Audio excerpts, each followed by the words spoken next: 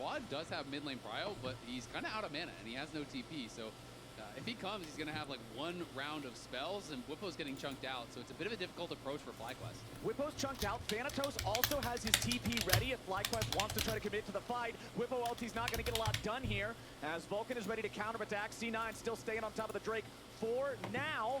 Quad hit with a spiraling despair, but it's not going to be a ton here just yet. Drake still low, down to about 600. Secured by Blabber. C9 going to get the objective for themselves. Vulcan goes for a handshake, but Busio goes for the repel. Now in a little bit of danger. Blabber flashing right back out. Sven wants the kill, and he's got it. Busio is squashed as C9 equals up the gold difference and takes the objective. Yeah, that's a big kill there. Busio, of course, missing his flash from the Flash Cocoon earlier. He was able to force the cleanse early on Sven in that fight with the Cocoon, but then couldn't find the angle to get a re-engage there. And Sven is able to get in and just barely finish him off. FlyQuest solo laners just kind of didn't have the resources to really fully commit to the play. You know, Quad was stuck kind of out of mana. He didn't have any mana purchased up. You know, he's just on a double Ruby Crystal at this point. So great, he has the push, but he can't really do a lot with it. Yeah, and then we're going to see how it all started out. So the wraparound over to the Tri-Brush. Then I will say here with his both of his sums, very effective with each of them. He knows he can play on the front because he has the cleanse. So he's up by that Tri-Bush, like you're talking about. He cleanses it off, the Whippo ultimate goes down, and then they know they can actually section them out. Loki fires off the Hwei ultimate to keep Quad up on the outskirts. Yep, exactly. And I mean, Quad just kind of throws that E, throws the LT to try to help in some way, but he can never walk through Loki. And Inspired can't really walk into the rest of the team as well. Blabber, great flash back after the flagging drag to avoid that body slam from Whippo, and that just buys the space for Zen to go in and get the kill. Yeah, it's been nice Q flash auto here on the Kalista. The longtime Sven fans will remember OG Sven, Kalista main. Maybe I should say ancient fans nowadays. It's been quite a while, but he was an absolute beast. Yeah, he definitely is. And these two dynamic duos, a lot of games spent together from Sven and Vulcan, because if you are a newer fan, they were back on Cloud9, years ago and really successful together. 213 games played, 122 now for the other side, and Busio. And you can see both having reached a number what's of up, guys? already. Maso and Busio coming into the scene. Too long. Already as FlyQuest is looking for a fight. Okay, FlyQuest, Busio in danger though as he gets hand shook forward. Blabber tries to finish off the kill. Cataclysm's right back on the Quad. FlyQuest staying safe now, still with control over the Grub Pit. As C9 action-packed game here for game number 5. Door, have to back away. It's 1 Grub to 1 so far, and it looks like FlyQuest is going to come out on top. Inspired with a little bit more damage to secure the third. He'll get it as C9 try to reapproach, but the objective is already gone. A bit of a concern for Whippo is he has really been roaming heavily to try to answer the team. He moved from bot to try to come up and help. He got pushed off of multiple waves. He's down 20 CS, and Thanatos has taken some plates and has, a good half level of experience advantage as well. So, Whippo needs to make sure, yes, it's important to help your team, but at the same time, you have got to stay relevant in that 1v1. And Cassante can be a problem if he gets too far ahead. Yeah, Whippo here, trying to neutralize, going to neutralize mode here. He's got Phase Rush Gragas, so focusing now on the minion waves. Let's see as far as this next move from Blabber. He's got his red quadrant to go to. Afterwards, though, like my sights are completely on this Victor with no flash. When Quad has no flash, Quad should be a target early on. Inspired, though, he's going to try and help out in that by going to seek out Blabber. This is one thing as a jungler. He still gets the smite. Nice job there from Blabber. Blabber actually secures his own, even with the invade. But one thing as a jungler, when you have a laner that has no flash like that, oftentimes the best way to keep them from getting ganked, it's not even like match 2v2, go seek out the enemy jungler in their jungle to get vision on them. Tonight for you guys, a pretty important match. High7 versus 4Bots1Supp. Looking forward to it. We're going to be going back to English broadcast. Got some projects in the works. That is a long time ago, and it's only the 12th all-time in the region as well. So obviously was played together, as a duo a long time ago. But these champions. Yo, what's up? It's Michel Tos. Just waiting on the lobby right now, watching LTA finals. Winner goes to MSI. Was it together on the same team or Game 5? Okay. As a duo. Because 2014 was back when Kha'Zix CB played mid. It was back when you could have mid. Yeah, like Alex Each. Yeah, Alex Each, mid, Kha'Zix, Muramana, and High. Yeah. Maybe it was High. Somebody call High right now. Cloud9, I know you have his number. All right, let's back to the actual game at hand, though. All right, let's see what we've got here. Won't be too long. The 2-1 grub advantage for the side of FlyQuest, but C9 secured the first Drake for themselves. FlyQuest Of our one standing away from cast. securing the feats of warfare, but we're at the point in the game now. No worries, where bro. An explosive skirmish could be too fast, even instant kills. Survivor's a 1-hour show, no? Everything's pretty much still on the board. And this Elise advantage has not really extended whatsoever. Blabbern's You can always come back. Goes over the wall, but It's like a 3-hour broadcast. Unless it's like a 2-0. From Masu, a little bit of damage from Inspired there as well. But the Drake has already begun by the side of C9, Okay. excuse me, as they're also going to secure that Scuttle Crab first. They've got everybody down here. Thanatos also rotating his way over. Hits level 10 right as that minion wave. T1 Genji won't happen. With this weird LCK format, we don't get a finals. So technically, Hanwha Genji was the finals. That is going over, and Bwipo stays by his lonesome at the tower. So Bwipo here does catch up individually, and he is now ahead in gold. Look at that turret plate money. Yeah, he's farming plates. He's going to profit top lane. But we know Genji would have beat T1 anyways, so. Now to Cloud9's name. They haven't lost to T1 in like, I don't know, like even with these early kills from 2 years. Has not been able to kind of find any action after that. And if I'm playing, Vulcan side of this matchup, every minute that passes without Elise doing something is a minute that I am very Nah, very Genji at T1.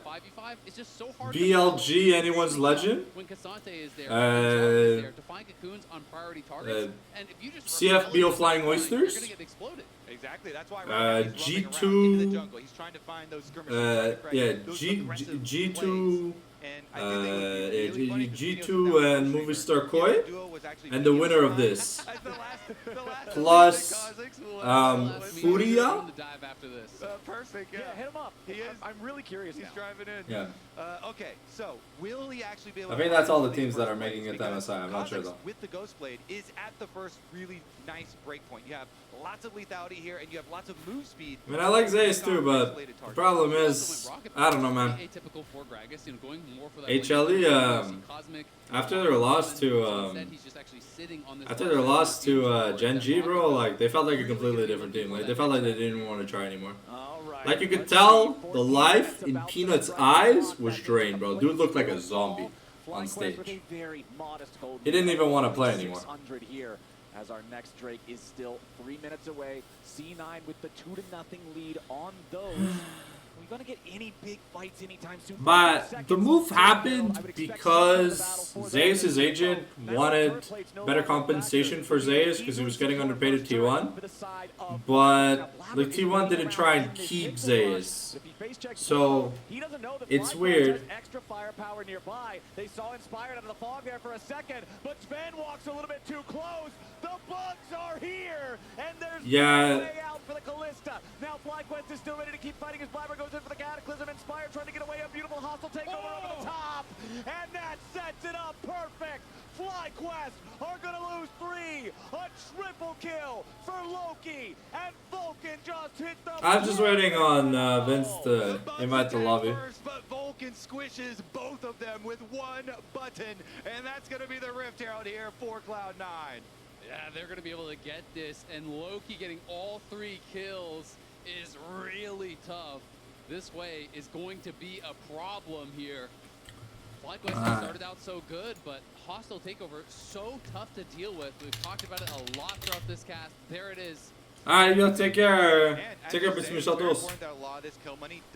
Have fun with Survivor. The one that actually has long range on their team and actually has the ability to deal with that siege. But here we go. That was the bugs attack. Nice job there. They use their invisibility and they jump through. But here it is. Blabber actually forces. So we got ourselves an invite to the lobby, boys. Alright. He says it won't be long. Flash there from Vulcan. He gets the handshake, pulls them back in, snaps them together. Beautiful. Oh no, Busio, what are you doing? No, Busio. Busio! As Masu and Inspired have to continue their retreat. C9 defending well against the attempted invade from FlyQuest. What is up with supports and trying to throw games? Getting to that pace again where Cloud9 you know they kind of thrive in this, and they're stacking dragons once again, so they do have another out here later on. It's only 1 minute until that next dragon, and if they're the ones that have prio there first, then they don't have to worry about what we were talking about earlier with all the Caitlyn traps being set up and Elise having brush control and Kha'Zix lurking around without vision. So the setup preemptively towards this objective is going to mean a big difference in the ability to actually take the fight. It absolutely will. I mean, we talked about all the power that FlyQuest have if they're first to set up, but C9 have a lot of power as well. The zone control with Hwei, trying to walk in through that. And if you're trying to walk through Thanatos as these squishy assassins here, the Elise and the Kha'Zix, it is going to be nearly impossible to do that. And the job is going to get harder for FlyQuest as time continues. Of course, they do still have always the playmaking, the potential to find that perfect Brag assault. Here they go. There it is. Whippo with the flash body slam into the cast backwards. A little bit more damage gets it done. Whippo takes the kill. The pick on the Loki, the shutdown on the 3-0. Really good pick there. C9 is going to use the Herald mid at the same time. Normally. All right.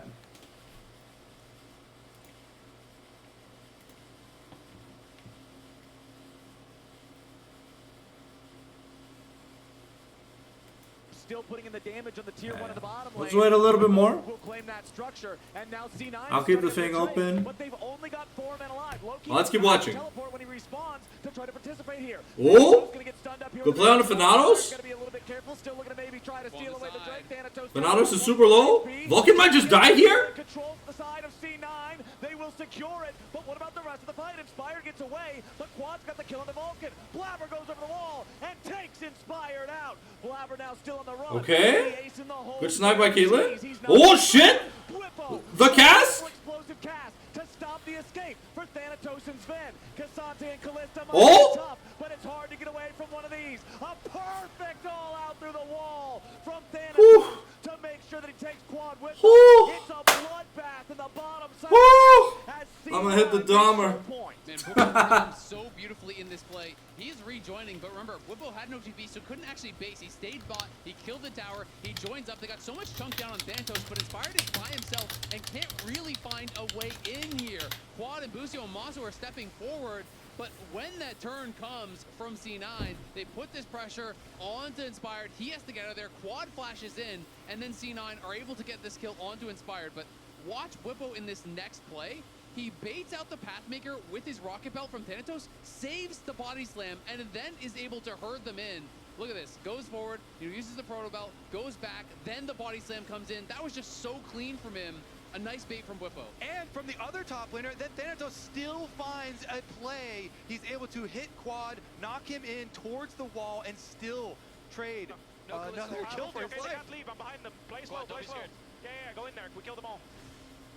He's into it, and we're into another fight. Sven takes Whippo down straight out of the replay, but now Blabber is also dead. Sven the next to die. FlyQuest back hard as Thanatos is forced C9. into the wave. C9, what are you doing? The FlyQuest squad. The blast cone takes him low. Ace in the hole, critically blocked there by Loki. As Blabber is dead for the next 20 seconds, Sven is dead for the next 20 seconds. Otacon is spawning in 15, and that's where I hit the Dahmer. Exactly. There's so much riding on this because while FlyQuest have over a 2,500 gold lead, Cloud9 have all 3 of the dragons, so you know they are going to force on the next dragon. Here's a look at the origins of that play, and Whippo got his ultimate off, but Vulcan got his as well. That started it out. They know they could chase afterwards. Exactly. I mean, they do finish off. Whippo, Monster's free hitting. We got to go back to live because Vulcan is here. He's spotting this, but Blabber is so far away. It's just gone. There's no chance of a fight. There's all the Caitlyn traps in a line, blocking them out. FlyQuest, they're up 3K nearly, but C9, they're on Soul Point. It's been back-to-back-to-back dragons for Cloud9, and you get Soul. That eliminates the power of that gold lead. So Cloud9 by no means are out of this yet. Neither team is out of it. FlyQuest here with the Otacon. He's the winner goes time aside here, so. With the action of this game, the pace of this game. Now, when you get kills with the Otacon, we ever said they keep it Quad every time too, so to they get value there. MSI, or we send a Canadian to The MSI. edge is done. The headshots are going to be So painful. And talking about, you know, Big. Icon helps you snowball Big. to get these fast, snappy kills. Over on the other side, though, C9 are on Soul Point on a Chem Tech. Big odds, now, normally, guys. this is one of the souls that gets more overlooked, but it's very effective against resisting burst, against resisting that quick 100-0. And if C9 can earn it for themselves, all of a sudden, Elise and Kha'Zix's job became even more difficult than it already was. It absolutely does, but Inspired now, you know, he passed level 11 a while ago, so he has the evolved spike racks, he has the W evolve, so he can poke and slow and use that to have some value without actually having to fully commit to that fight. You know, if you get tagged by that, the slow is actually so powerful. The follow-up of things like a Cocoon or a Gragas ultimate are so much easier to hit. Yeah, exactly. And Victor lasers, all the poke that FlyQuest have in their toolkit, which is why, and Jem said, like, we're kind of looking at some siege possibilities for them later on. This mid tower is still available, so FlyQuest could try and use that power there. It is usually critical to get that mid tower before a fight for Soul Dragon, because it makes it so difficult to actually get your mid prio and have a good setup to the fight. So Cloud9 defending it, Inspired here, just trying to keep an access route. Masu 3-0-4 on this Caitlyn. Remember back to some of FlyQuest's greatest moments. When we think back to Worlds last year when they took Gen G to 5 games, Masu performing mechanically was a huge reason why they could do it. We talk about the pressure of finals. We talk about who can rise to the occasion against the nerves and the stakes. And I feel like Masu, this is just another great chance for him to prove that Alrighty, boys. Alrighty. Okay, let's get some music going. For the boys, let's get the casting music playlist going. Alright. So, tonight, those interested, a little bit of a different angle for the cast. Gonna be going back to an English broadcast. Apologize to my French fans if don't understand much English, but circumstances have changed and I need to become less of a brand risk. Of course, by doing that means I would either have to spend like 50 hours a week learning proper French. That's a waste of time. We're gonna go back to the language that makes more sense for me. That's English, so apologize if you're not a fan of English, but League of Legends, universal language, you understand half the things I'm gonna say anyways. So just get hype when I'm hype, right? We're gonna do a standing cast today. Exclamation point cast if you wanna know why. And exclamation point today if you wanna see today's commands. So, we got a best of 3 between High7 and 4Bots1Supp. Raywolf Esport is no longer in the league. So, there will be a lot of weird matches that will be just like automatic buys. I don't know, from what starters told me, they like disbanded or something. That was like Logic's team. And yeah, it's just gonna make, I don't know, Canal should probably make an announcement whenever he gets around to doing that, but till he does. Question mark. Gonna be avoiding any Raywolf casts or style casts. We're gonna hopefully find a decent set of games outside of Friday this week. And I should be back in town for Sunday. I'm not sure. So I got my grandma's funeral, like the ash burying. We're going to spread our ashes like we did with my grandfather's ashes ages ago. So I'm going to go do that this coming Friday. So that's what we're going to be, what I'm going to be working on or whatever. So I'll have casts until then and then afterwards. So no worries about that. As always, first come, first serve. Hopefully you guys, well, you guys already know the schedule, so you can just plan ahead, let me know, and then we can book casts super early, and it'll be great. Anyways, yeah, I think that's about all I wanted to say. Oh, also, if you feel like being generous, gift subs. There's a percentage off gift subs. I don't know how much you're saving, but they're discounted right now. I don't know until when, but it started like last week. So, if you're feeling the festive spirit, you know what to do. Twitch Prime, exclamation point Prime in the chat, boys. If you got your Twitch Prime.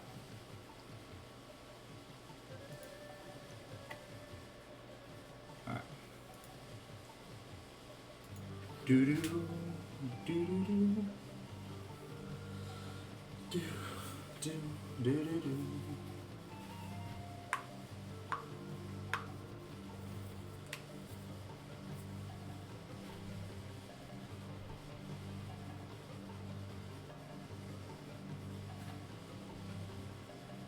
So yeah, we're waiting on Lan Legros to get into the lobby. Okay, he's made it. He's made it. All right.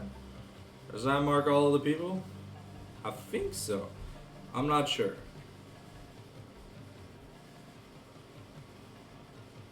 Oh, never mind. He joined, then he left again. Ugh. Well, while we continue with these technical difficulties, I do thank you for. Oh, looks like he's back.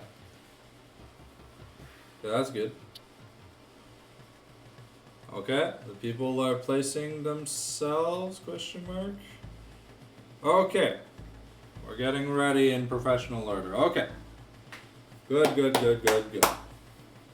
Alhamdulillah, alhamdulillah, alhamdulillah. Where's Babinski gonna go? 'Cause I don't see Captain Didi. What? Did the lobby close?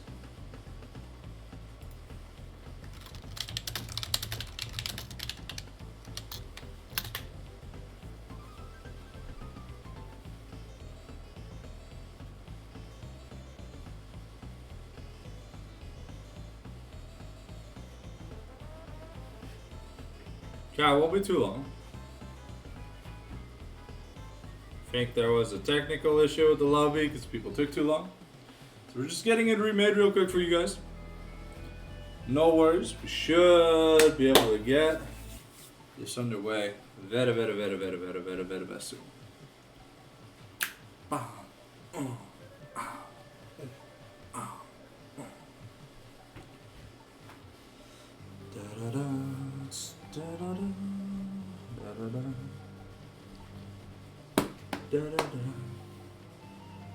Alright. You should be getting an invite sometime soon, I guess. We're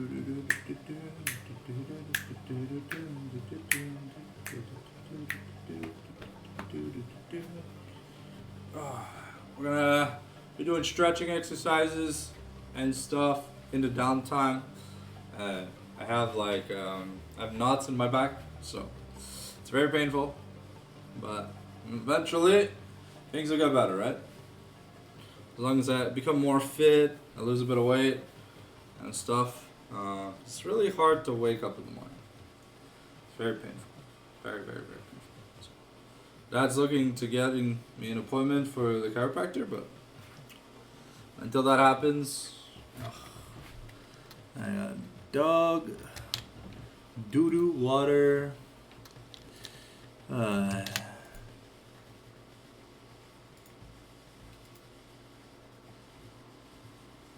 There we go. Now.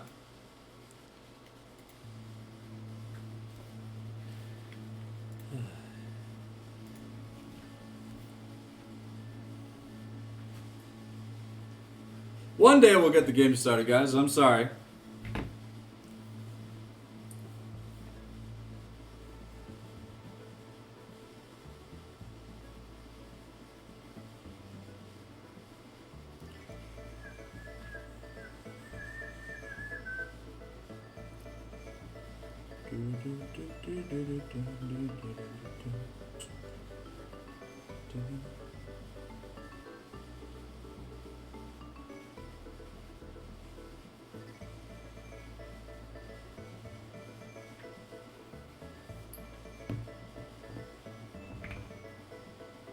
Alright, same link.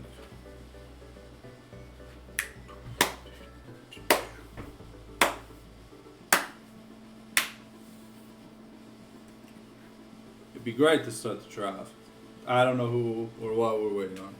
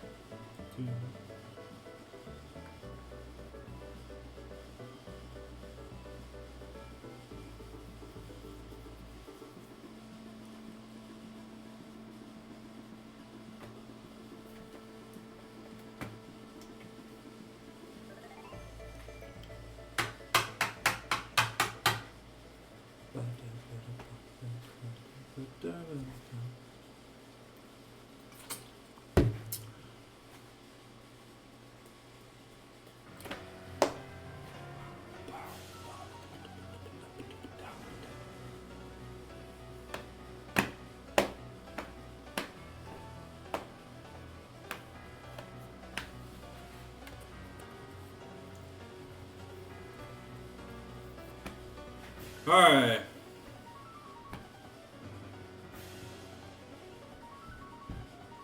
At least it's just the best of 3 tonight. Sheesh.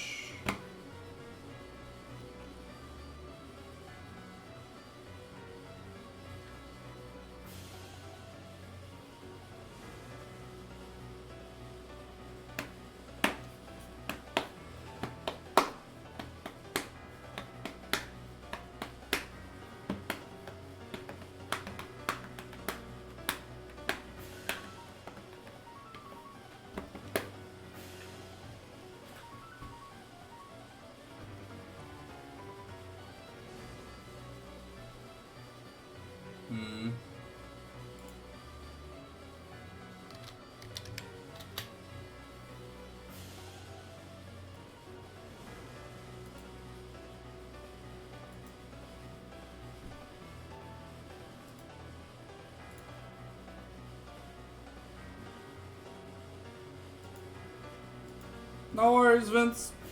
Just been away. Alright, here we go, ladies and gentlemen. I don't know if we got soft or hard fearless today, but we'll find out by game 2. Here we go. High7 on blue. 4Bots1Supp on red. Vinsky looks to be subbing in. I don't know for who, but we're going to be taking away Pichu's Kaisa. Senna going to be taken off the board. Very good champion, especially for game 1 in soft fearless. Let's see.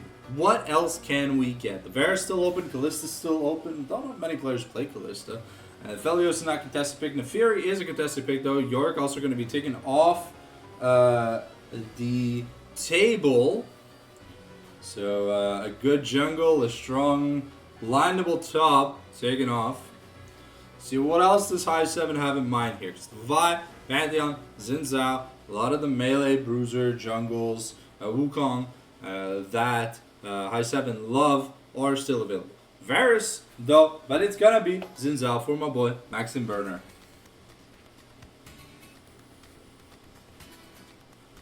Oh, we got the Gerudo Valley. Alright, Viger gonna be taken away here from Ebola. We'll find out where Babinski's going, I guess, once we're in game 1.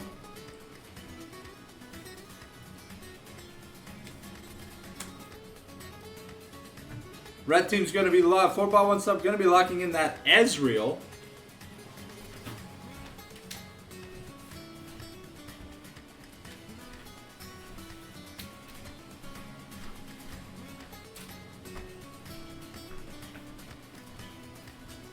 And we're going to be pairing the Ezreal with Karma. So very safe bot lane here for 4Bots1Supp. They do need to find some engage though later on in the draft. Probably jungle or top-wise, or maybe both. We'll see what they're going to decide to go with. Still a lot of options available. It is game 1.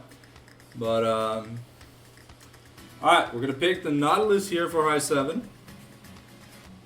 And what else do we got in the cooking? I don't know what Babinski plays, and I don't know where Babinski plays. I guess I could check, but...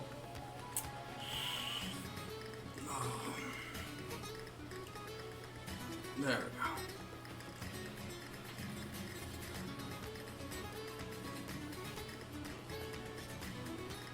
go. Okay, the Yasuo here going to be locked in.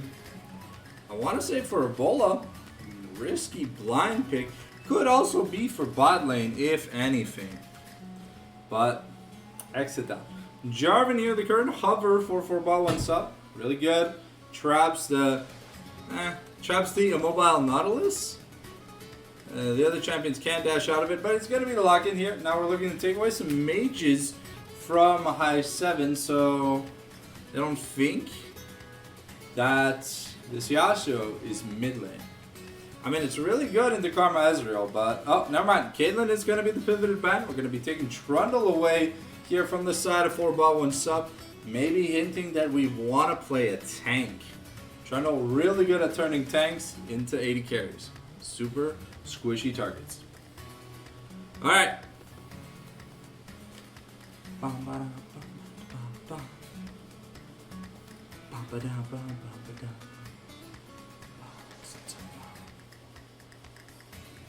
Okay, the Jinx gonna be the other ban here from 4Bot1Supp, trying to buy this Ezreal as good of a laning phase as you can get. I mean, the Kai'Sa bans, interesting that we banned the Jinx. But Talia gonna be the lock-in here. Decent into Yasuo, also really good against anything that has dashes. So Yasuo, Xin Zhao, Nautilus. So far, solid team fighting, like front to back style team fight comp from the side of 4Bot1Supp. Let's see what H7 are gonna finish off the draft with. So it looks like it's gonna be, it's Yasuo AD carry or it's Yasuo top lane. Might just be Yasuo AD carry, but that might lead to some complications. A very short range team here from the side of High7. But they have a lot of ways to break the last breath. So should this Yasuo be able to get off the ground? A Gangplank. Okay, so we've got Dar's signature pick coming out in game number 1 for High7. Alright. This is a blind pick though, and there are some champions that are good into Gangplank. And hey yo, that's a riffin'. Okay, so on the downside, no front line here for the side of 4Bot1Supp. But it's a very quirky draft from the side of High7. So we'll have to see. What ends up happening. So as we get ready to get into the champion seller, let me just pull up the low climb real quick.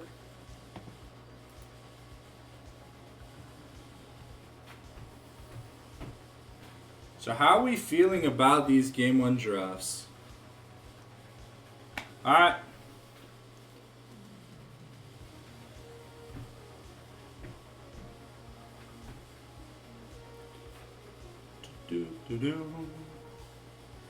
Alright, we got about 5 minutes before we get into the game, ladies and gentlemen. So I'm just going to take a quick timeout to go, quick blitz of time to go to the washroom. I'll be right back. But enjoy the music while we get ready for game number 1, ladies and gentlemen.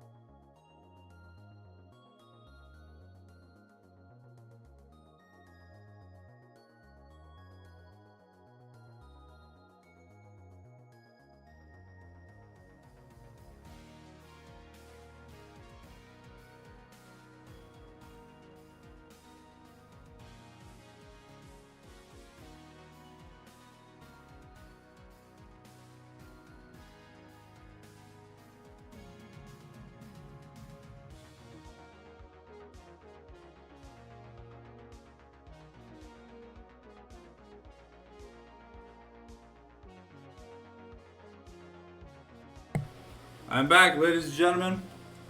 What's up, what's up? Okay, so we're truly taking 50,000 years to get the draft done. I even took an extra little bit of time to wash my hands. That's kind of cray-cray.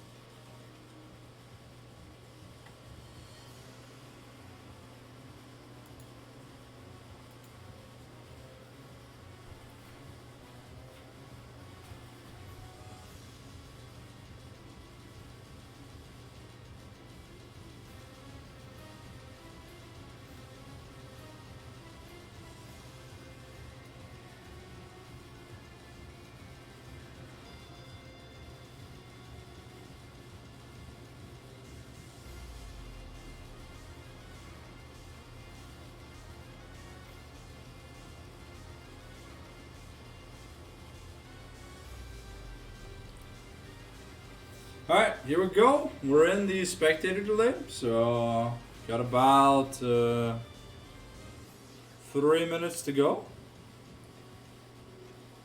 So make sure you grab your water, you grab your snack, and take your time to go to the washroom if you got it. If you feel like supporting the channel, you can do it through many means down below. You can click follow on the Twitch channel or !social in the chat, or today to find the social, to follow my my Twitter if you like anime girls, my YouTube if you like my content. There's a lot of it uploaded every day, and my Discord if you want to follow for personal updates.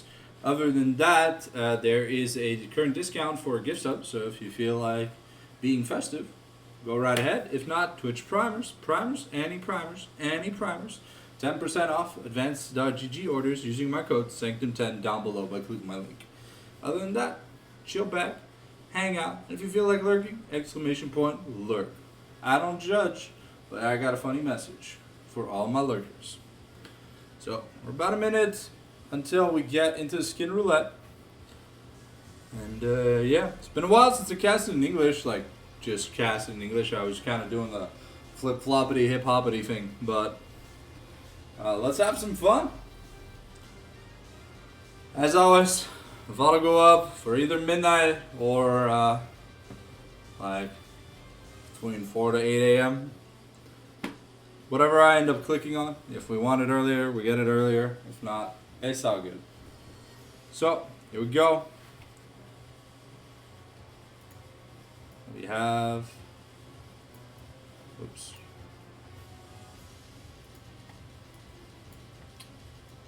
Can I please have the client? Oh my god. Give me the client, please. Thank you.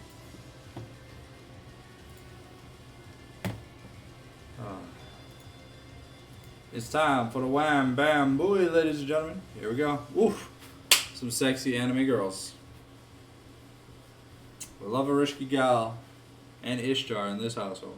Alright, so what do we got for the skin roulette? Do we got poor people or are we rich today?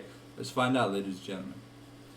Game number 1 of High7 versus 4Bots1Supp. We got ourselves Special Forces Gangplank, Nightbringer Yasuo, Cosmic Defenders Inzal, Orbiana, Astro Nautilus, Poor Riven, SSG Jarvan 4, Darkstar Karma, Freljord, Talia, and Battle Academia Ezreal. Let me just mute the music real quick,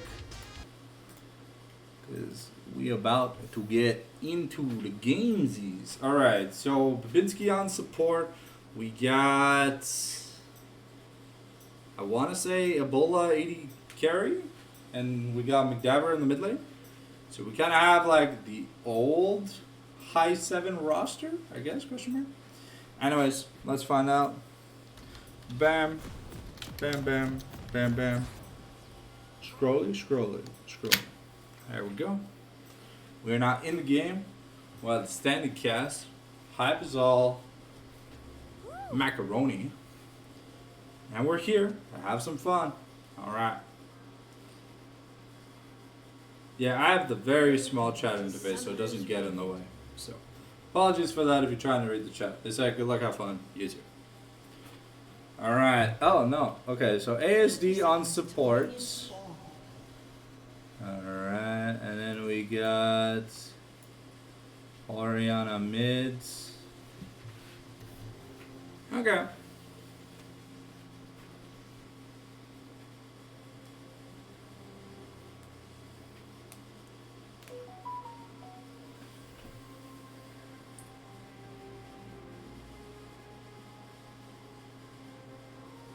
Minions have spawned.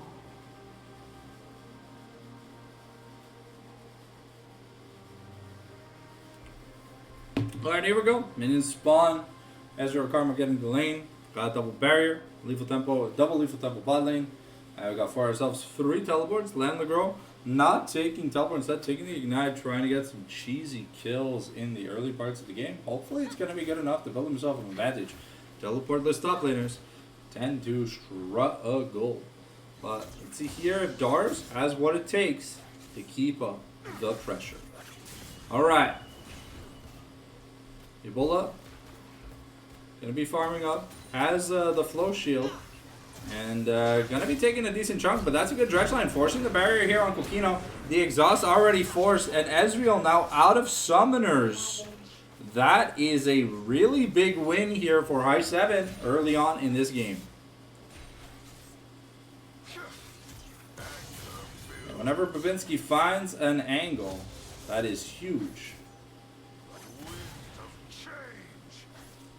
Ooh, Bola though, gonna miss that CS, but don't think it's gonna hurt too much. Dar's getting pushed in early, as is normal against a Riven. She can dash you, break the barrels, and get to do stuff. So, yeah, McDaver taking quite a decent chunk, but starting to fire back with the command dissonance and the command attack. Ooh, a nice dredge line here onto Kokino, but the sweeping blade Steel Tempest Q3 not gonna find its mark here for Ebola. And dodge out of the way of the Mystic shot though. And now Ezreal, 40% HP, no pots, no nothing. He's gonna find this laning phase a little bit rough. Though ASD helping him CS, doesn't miss too many turrets. Too many things, too many creeps under the turret. Like I said, a little bit rusty for English casting, so I do apologize. Ooh, okay, we've got a really nice hook, and that's a Steel Tempest Q3. Really good job. Trying to force something. A wind wall though. Gonna block the Mantra Q. Okay, Dar's getting a nice sweet spot combo here on Legros. Has the grass, so he is gonna look to sustain a little bit. Pichu taking quite a beating here in the mid lane. Orianna quite healthy. Still has a decent amount of mana too.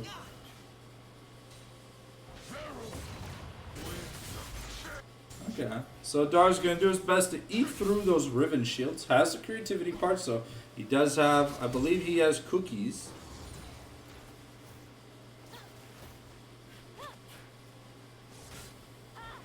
Oh, Dar's unfortunately going to miss a little bit of CS. Okay. Talia surviving by the skin of her teeth. Forced the flash though here for Pichu. A little bit unfortunate, and Burner tried to find a Wind Becomes Lightning play. Gonna get the smite though. Spirit now may be in a little bit of trouble.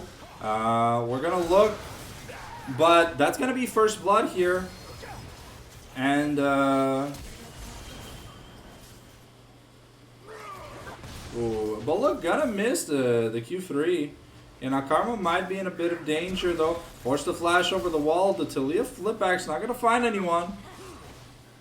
And Riven's gonna get that little barrel. Though now Pichu in a little bit of trouble. Just teleported back to lane. It doesn't and Karma doesn't have. Ooh, okay. Karma did not have flash, but Pichu trying to take the fight, got collapsed on. It was really good. Really good recovery here by High7 in this early game. It's 2-1 kill score. Okay, Legros landing some good anti-barrel combos here against the Gangplank. And yeah, Dar's really needs to take a reset. Has 1200 gold, but probably gonna try and go after this wave.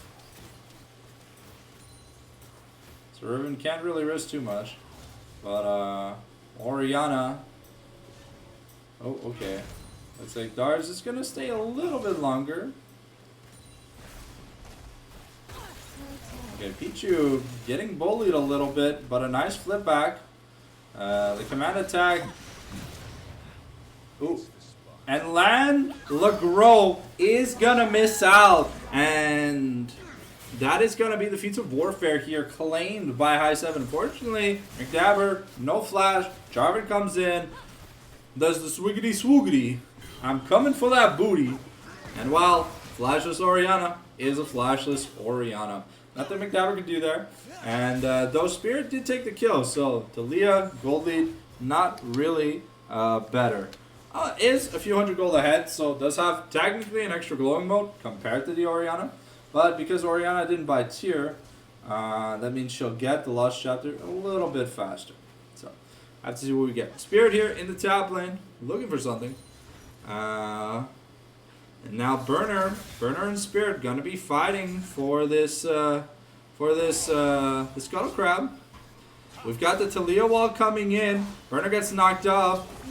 Orianna has the ultimate, and that is a flash follow, so Burner gets the kill here.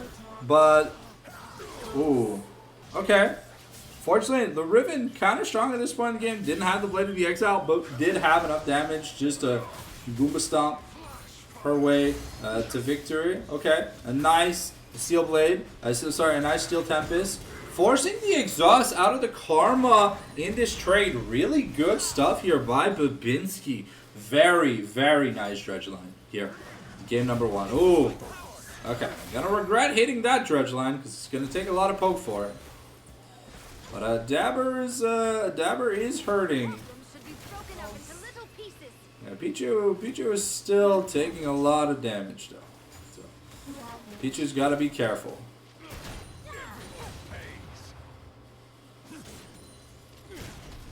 There is no flash available here, but that's Talia being pushed out of lane once again. And now Burner priority here to start the dragon. We got another barrel chain combo. Is it going to come through here? And it's just going to miss, but that's a grass proc. He does have the chain, has a chain vest. So probably looking to go Iceborne Gauntlet? I mean, Iceborne against the Riven is pretty good. But you are cut off a decent amount of damage. A nice barrel chain though. Deal some damage. That is going to be a dragon secured here for Burner. 1-0 objective-wise, and they did get the Feat of Warfare not too long ago. Alright, that is going to be the last chapter with 2 extra Antomes here. So technically an Antome up on the Pichu here is McDabber. Yasuo really trying to get that second play. Has his Berserker Grease. Ooh, okay. And yeah, Pichu just gonna get solo kill, not respecting the Orianna, and gonna meet his demise. Ebola trying to take a reset in the bush here, but gonna get interrupted by the Mystic Shot from Kukino. Though Spirit is here looking for a play. Burner and Orianna are on their way. Gangplank does have access to Flash. Gonna use it to get away. And now Spirit might be in trouble. The Wind Becomes Lightning comes up. And that's enough damage. Gangplank with the Trial by Fire booty slap. Gonna be enough. Take a kill here, ladies and gentlemen. So far, things looking great here. A nice stretch line, but no a last breath here going on to ASD, forcing the Karma Flash. There is no exhaust, but the teleport here from Talia. She's coming in. She's trying to. She's going to look for the flip back. Babinski here forced the flash. A really nice wind wall. And now ASD. Oh, is Yasuo going to have enough damage? It looks like he is. He has the exhaust here on a Kakino. But Kakino is going to be taken down by the minion. So it ends up being a 2-for-2 here in the bot lane. Talia gets a nice shutdown, but this Yasuo is super far ahead of this Ezreal. 1200 gold at this point in the game is massive. And like I said, Gangplank going the Iceborne Gauntlet. Truly, nothing can really hurt him at this point in the game. And he'll have armor boots too. Looks like we're going more of like a bruiser style Gangplank. So he doesn't really care about 1v9ing with a single barrel chain. But you can see he's basically invincible. Okay, we get the wall from Talia. And the Wind Becomes Lightning onto Land Legros. We're looking for it. And that's a bullet to the skull. Is going to be enough. A nice flash here by McDabber. The command dissonance is trying to speed himself up. But Jarvan has the Cataclysm. And that's... Ooh, okay. Spirit missing that Martial Cadence. Sorry, not the Martial Cadence, but that Damacian Standard. And that's, yeah, that's Kukino getting dove. And Dars now, a lot of damage. 3 solo plates to his name. Hasn't lost a plate top. About to take a 4th. Has the Spellblade. Has the reset on the Trial by Fire. He's doing really good at this point of the game. Alright, yeah, Dar's sitting on a 2. Ooh, might be a little bit dangerous to be alone here. There is no flash available. And unfortunately, Riven is going to get a shutdown here. Dar's getting a little bit greedy for that last turret plate. He still has 2 minutes to get back to it. Now, still on the path of the Bruiser Plank. Probably going to go for Lotus Bloodmail. Oh, no. Okay, decides to rebuy his Tunneler. I don't know what item he could be going for, but here Burner going to look to defend. The Wind Becomes Lightning is going to miss. So instead, he's just going to opt to clear. Thank you everyone for joining the live stream. We're doing a standing cast today, exclamation point today. If you want to see the commands today in the chat, here we are. Okay, Babinski, gonna find a route onto 2 people, looking for something, but his Yasuo is nearby. He's looking for the dredge line, gonna find a delayed dredge line onto the wall to be able to get away, and that's a flash EQ by the Jarvan, and Pichu gonna get solo killed though. So we trade mid laners, but the support is the one that gets a kill here. So that's a little bit unfortunate. However, Spirit wants to continue this fight. Gonna use the Cataclysm.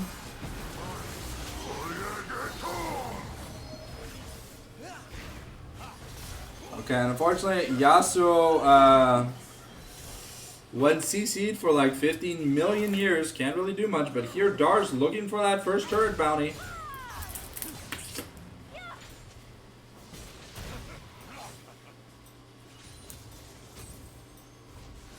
Okay. That's going to be the first turret taken top lane, assuming that Lantlegro does take a reset.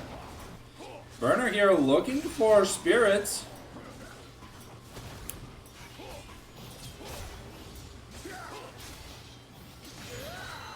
And that's going to be enough.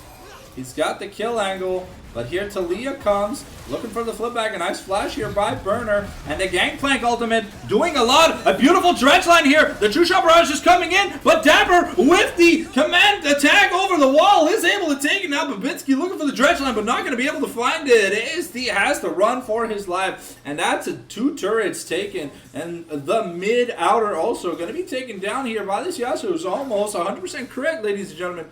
Fantastic gameplay by High7 so far. Game number 1 of our best of 3 for this Sunday esports match. Alright. So we got Dragon Prowl. We basically 4Bot1Supp have given up everything. All objectives, all turrets, all the watcha moves. It's going to be enough. And now Spirit here looking to find Dars. But Dars, super tanky at this point. Almost has a Stairs Gauge, I think?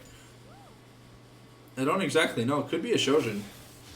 But this is a very different style of Gangplank than we are used to seeing from the Critty Plank. A flash! It's 0-0 right now, Alex P.O. Game 1 started 15 minutes ago because we started a little bit late. Yeah, right now, High7 do have a decent gold lead going into this mid game. Interested in seeing what this Gangplank build is. Might have to try it out. Gangplank was a lot of fun to play. But he seems to have found an answer to kind of like the squishy champions that can kill Gangplank answer. You kind of just go grabs, build tanky, and then it doesn't matter. Okay, we got the Blade of the Exile Spirit here, looking for the Cataclysm. We have the oranges, and he was K. The True Shot here, gonna try and find something. But now Burner might be in a bit of trouble. Okay, the Wind Becomes Lightning is gonna miss, but we have the Audacious Charge, Free Talent Strike. Not gonna be able to get in range. We got another another Audacious Charge. The Caressing Guard gonna be used here, and now Burner does have to blow his ultimate here, but that is the Ignite, the Flash, and the ultimate out of the Riven for this game number 1, ladies and gentlemen. All right, I think we started Herald. Did we? No. Okay, so Wind Becomes. Oh, a really nice dredge line, and now Kokino here forced the flash. That's a huge cooldown used up. Dar's maybe in a bit of danger. Has the oranges, so he was K for a little bit. But that's gonna be the Free Talent Strike finding the answer here. And a double shockwave.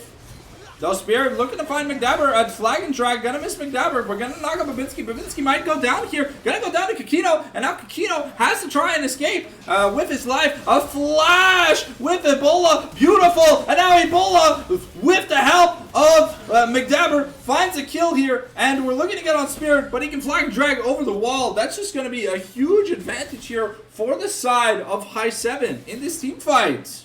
Another delicious team fight. McDabber 5-3-5, Ebola 7-2-1, and Babinski has been finding super clutch dredge lines to make sure his team can follow through. Burning the Ezreal summoners at the start before that team fight even started meant that Kino had no chance, and now he's a level plus behind, an item plus behind. And things are getting rough. The Shoshin finish here for Gangplank means that this is Bruiser Gangplank. At some point, Riven is going Death's Dance second item. So we're already opting out of the doing damage build for Riven. So it means this Gangplank really working out here in game number 1 against 4Bots1Supp. A signature pick here for Dars. That is almost always permabanned against this man. And now we know why. Because he is playing out of his mind in this game number 1, though. McDabber might find Land LeGros. And this is just still a Riven. Gotta pay attention to it. But is it enough? We get a shockwave. The Blade of the Exile, the Ignite goes through. And unfortunately, Forgotten Vengeance gonna miss out. Ebola here looking. And Dabber caught window shopping. Shutdown here for Pichu. A decent bit of money going into this Talia's hands. And now they're looking to get out of that objective bounty available. One fortune here for McDabber. Alright, we're looking to make a play in the bot lane. And ASD, true damage, doesn't really care. Okay, now Babinski might be in a bit of trouble if Spirit finds him, though. Can Spirit find Babinski, though? That's the Flag and Drag, has the Cataclysm, and okay, a nice dredge line into a double last breath with the Gangplank ultimate. It's gonna be enough. That's a double kill for Babinski. He's on a rampage, ladies and gentlemen. We've got the Wind Becomes Lightning, but a flash hook by Babinski, and it's gonna miss. Unfortunately, this man aiming too high. But that is gonna be Cloud Soul point here for High7 in game 1. Starting to build up a really big advantage over here. We're gonna take away the blue, take away all the things from Spirit. And Spirit, while he does have 2 items, really hasn't been able to land the mark. Has killed McDabber a few times, but that's about it. Now it's Gangplank, just getting stronger and stronger. True Shot Barrage gonna unleash the dragon here for High7. And Otacon spawning in the bot lane means that we can just chain this objective next. As we have Brio, we have the Gangplank, we have a lot of damage, and Herald is being summoned. So Burner's gonna drop it. It's gonna be crashing in the mid turret if it gets driven. But probably just as an obstacle. Okay, here Babinski just trying to buy time, make sure that Spirit isn't in the way. Gonna blast going over the wall. And now Burner wants to jump in. He's 3 levels over Spirit. Gets the knock up. Doesn't interrupt. Okay, we get the charge on the turrets.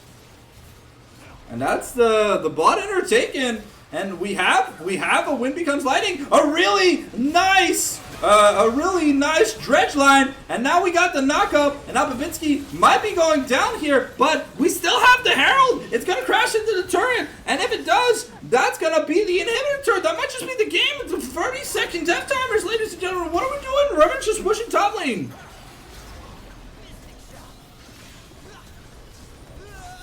Ooh, and that's a charge onto the Nexus turret. That could be huge. And Dars does have grubs. Plus he has a Demolish proc. This might just be game 1. We have a wave coming in. And can this Ezreal do enough? Okay, looks like we're greeting a little too hard. is a turret. The turret is not going to end up going down. The wall coming here from Talia. We're trying. Okay, a nice flash here. And now Burner has the possibility to just end the game. They have to stop him. Spirit has to get back. Okay, I don't know if he's going to be able to make it. Yeah, Burner might just be dead here. Nice 1,000 gold shutdown over to the Riven, but that's like basically 60% of the base just demolished for free. And that is so much money into the pockets of High7. We got the Serpent's Fang on Gangplank. We're now building crit. Working on that Stark's Gauge here for Zinzao. We almost had the Infinity Edge for Yasuo. We're working on either Def Cap, whatever, the damage item here for Orianna, but at this point, the wallet diff is huge. 5,000 in 20 minutes. That's not much that they can do. There's some decent level leads also per lane.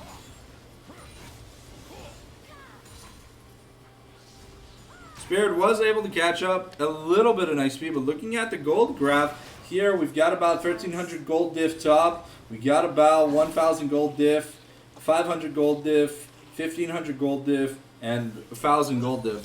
So a decent amount of chunk of change, a decent chunk of change in every lane here, allowing the players on High7 to get their extra items here. And the Karma's itemization, while great, you got a bit of movement speed. There's really not much peel or frontlining that this team can do. And Babinski has been landing some really, really clutch dredge lines in this game number 1. So definitely going forward if ever he subs into more games. And, ooh, okay. Ooh, okay. Burner here, maybe in a bit of trouble. We're just going to assassinate Pichu with a parlay. And that's going to be the top inner turret taken by Dabber and Ebola. Dar's keeping them busy here in the mid lane. And now they're fighting on two fronts. It's a 4v5.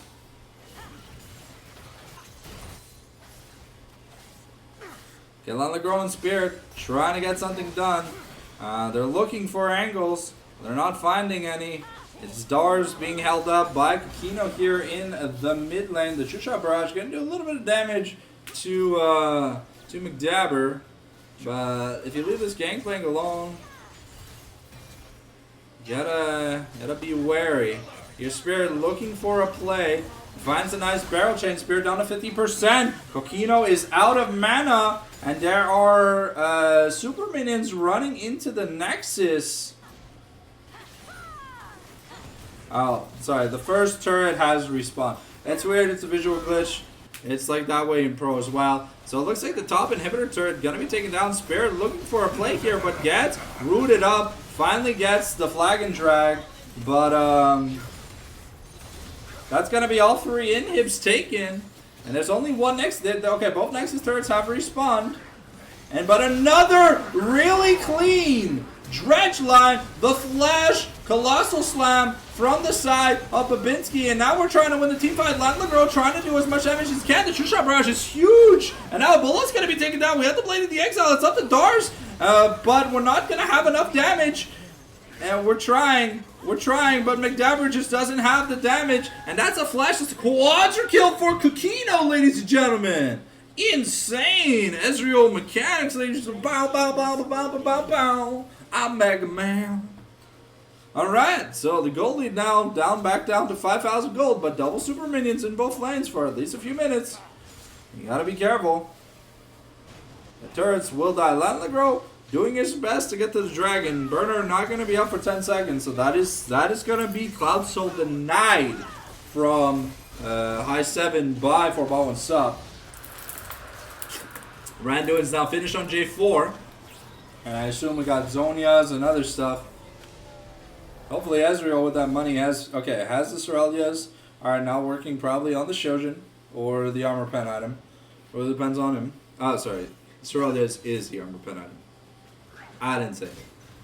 Oh, Babinski finding ASD though. Just looking.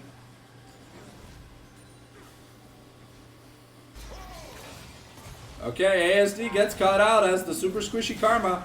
And yeah, that's pretty huge. There is the bot inhib left to take. but can't really contest Baron when there are super minions attacking the Nexus. Now Babinski gonna do a good job just buying time. Now Spirit is trying to get into the pit. He manages to get in. Is he gonna be able to land the steal? And nope. And that's just gonna be a 3 for 0 at this point. AZ was already dead from being caught out. And okay, Landlegro really trying to go on a Ebola, but just doesn't have enough damage. We're trying to find him, but that's Burner taking a kill. Ooh, Ebola, gonna die to minions, but that's Kakino getting Wombo Slam Jumbo.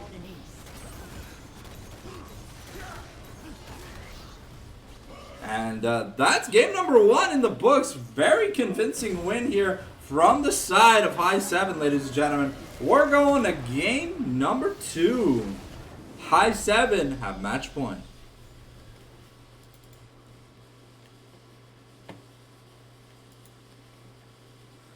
All right. It won't be too long. It won't be too long, ladies and gentlemen.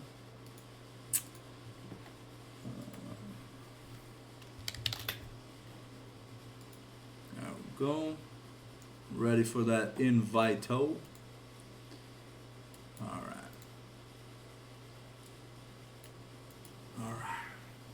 Oh, Jesus.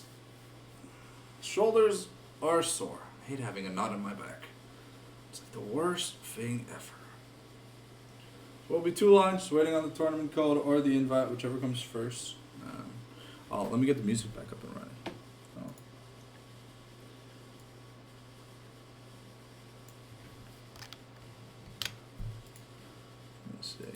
Mystery dungeon. Here we go. Tournament code. Shabaloo, Shamala, Shamalo.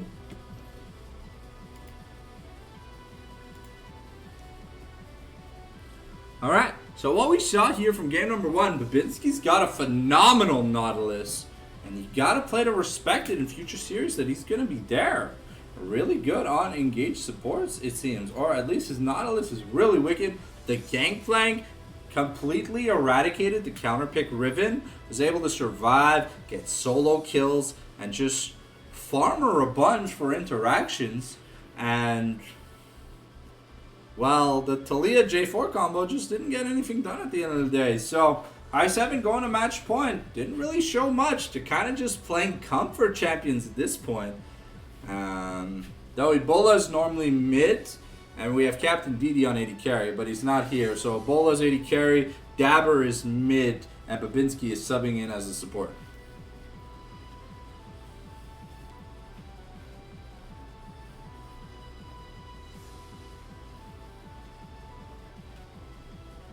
We're just waiting on the draftling. So enjoy the good music, ladies and gentlemen. Remember, if you're not already following the Twitch channel, make sure you follow it. !social if you want to go follow me on YouTube, Twitter, Discord. Y'all know the things. Discounts on gift subs. Twitch Prime. Any primers? Any primers, ladies and gentlemen? Any primers?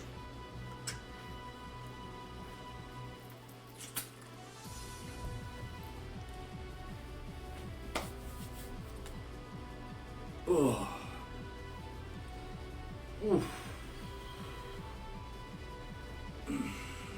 Oh man, it hurts so bad. Who knows? Maybe a few weeks until I get to go to a chiro or an osteopath or whatever the hell they're called. So, gonna be doing a lot of exercises and standing casts until then, ladies and gentlemen. I do apologize if it's different from my regular sitting cast, but fortunately, with how beat up my back is, you know, I kinda need to be a human being to live life. So. These are some adjustments we're going to have to do, and because I'm in so much pain, I don't really have the brain power needed to learn the entirety of the French language. So we're going to go back to English broadcast. Hopefully you don't hate me too much. But if you're here to vibe, welcome.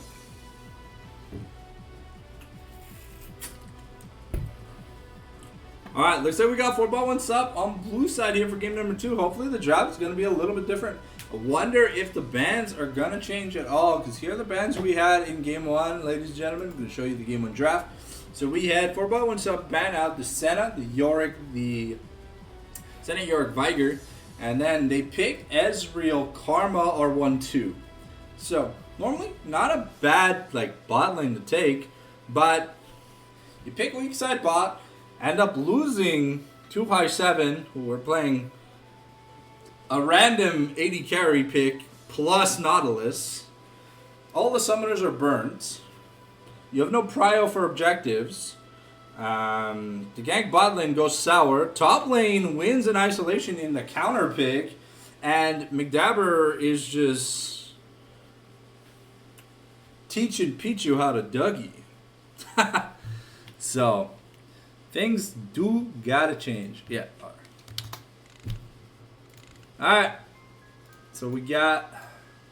So the Fearless bans, ladies and gentlemen. Looks like so far we're keeping the exact same draft plan from the side of 4Bots1Supp. However, the Senna I noticed has not been banned. Does that mean they want to try and incite a Senna B1 pick? Very strong. Got slightly nerfed to 10% chance to find souls when it kills a unit. Always guaranteed on champion kills and epic monster kills though. And I think large monsters. But it's mainly a change for minions. At least that's what I think the change is. I could be wrong. Correct me if I'm speaking out of my jubilee hole. But yeah, okay. So with the Kalista ban, I am sneaking a suspicion that we want. No, okay, it's gonna be a Tristana flip. So Senna B1 probably is the thing to go to, and the Nautilus is probably available here from the side. For the side of 4Bots1Supp, didn't seem like there was any hard Fearless confirmations. So we got exclamation point Fearless in the chat if you need an explanation on how Canal's special Fearless works. Alright, so now High7 just gonna decide, yo, we'll show you how to play Ezreal. Trust.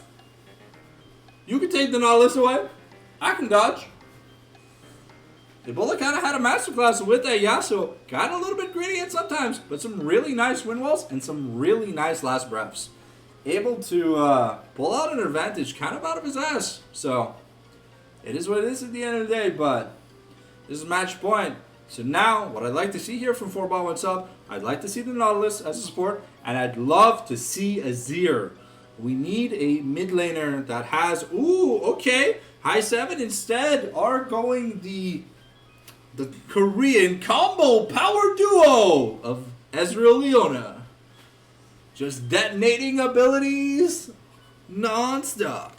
So I want Nautilus, and we need a strong mage. Not that Talia is a bad mage, but with no setup and a losing lane matchup, it's hard for Pichu to get advantages. At least with Azir, kind of guarantee the usefulness of the Azir ultimate. Because the Talia wall is great, but when you're 3,000 gold down, it's, okay, the Janna, super good into the Leona. But now we need engage. So I'm hoping here that we are going to blind Azir, or even just take the Victor away from McDabber, who is a known enthusiast of Omega Uber late game champions. And yo, what? The Garen? Alright. Now this could be Garen mid. This could be Garen mid. Though the crit changes made him more Garen Bruiser style. So, we might see like Shojin Cleaver style Garen. I don't think we're going to see much of that Fen and Dancer, Stride Breaker, Hullabalooly, Hakatui. Because that's just a bad build for a Juggernaut Bruiser. And the Vayne in answer here for the Garen. So, probably going to try and match the Vayne with the Garen, so we might see some lane swap-a-doppities, bop-a-doppities. If Garen can survive the lane swap torture that is playing against the Vayne, there are some good chances. There are some good chances that the Garen can get to do stuff in this game, but unfortunately, there is still no engage here for the side of 4Bots1Supp, besides like Flash Garen Q ult. So Xin Zhao going to be taken off the table. Great champion at dealing with Ezreal and Vayne. So that is something that High7 don't want to play against. Lee Sin, something that Burner has been known to bring out from time to time. Oh, we're going to pivot over to the Vi, which is one of the most solid ways to take down the Senna. If she can't move, she just dies. Cassio going to be taking... What? Is Cassio like a counter pick to Vayne? I'm confused. I'm thinking that this is Vayne Garen top. McDabber doesn't really play AD champions. At least not from what our recollection allows us to pull out. So Lee Sin is going to be the second ban here from the side for 4Bots1Supp. I want to try and buy as much safety and free spacing for this Senna. So Lee Sin kick from a random angle could kill the game plan. Or Vi, cease and desist. Bam! Lock her down. Alright, and it's going to be Sejuani jungle. Okay, so we are looking to find a way to get to this Senna. Whether or not we get to, it's going to be the real question. Now, 4Bots1Supp, we need engage. We need a front line. With Garen. And Garen's not front line. So I'd love to see maybe Maokai. Maokai graded to Sejuani, ladies and gentlemen. I don't know if Spirit plays Maokai. If not, Pantheon also a good answer. Malphite?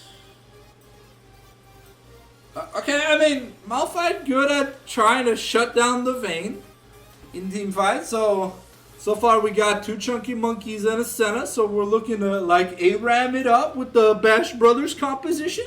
So what is 4Bots1Supp going to finish off with? Because I'm pretty sure it's Garen, Malphite, or the solo laners. And if that's the case, we have no mage. And it's going to be a Gragas. Okay.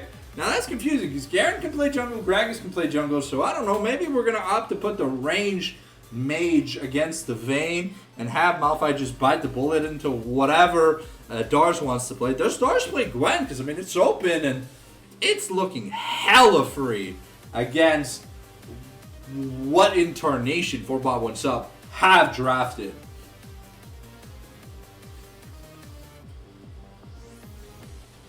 The Victor, okay. No, the Silence, alright. We see the Malphite ult, we see the Garen ult, we see the Gragas ult, we see the Senna ult, we see the Janna ult. 5 amazing ultimates for Silence to just...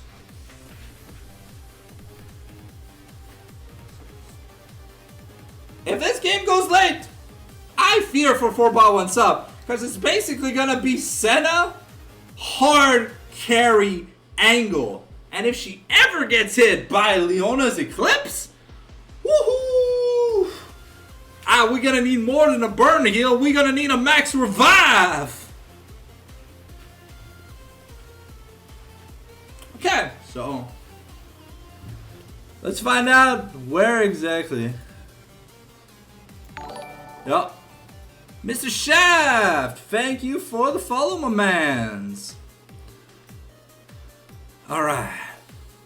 4Bots1Supp FF fast. Well, it does kind of seem like they wanna go home, you know? They wanna chain McDonald's, chain Taco Bell restroom, chain bedtime. So that's gonna be like the chain link 3 that's gonna resolve for the side of 4Bots1Supp if things go awry.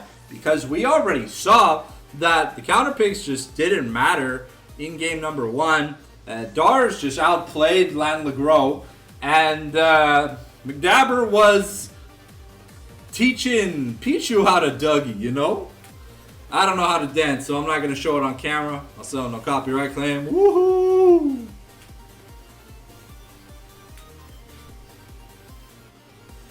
Oh.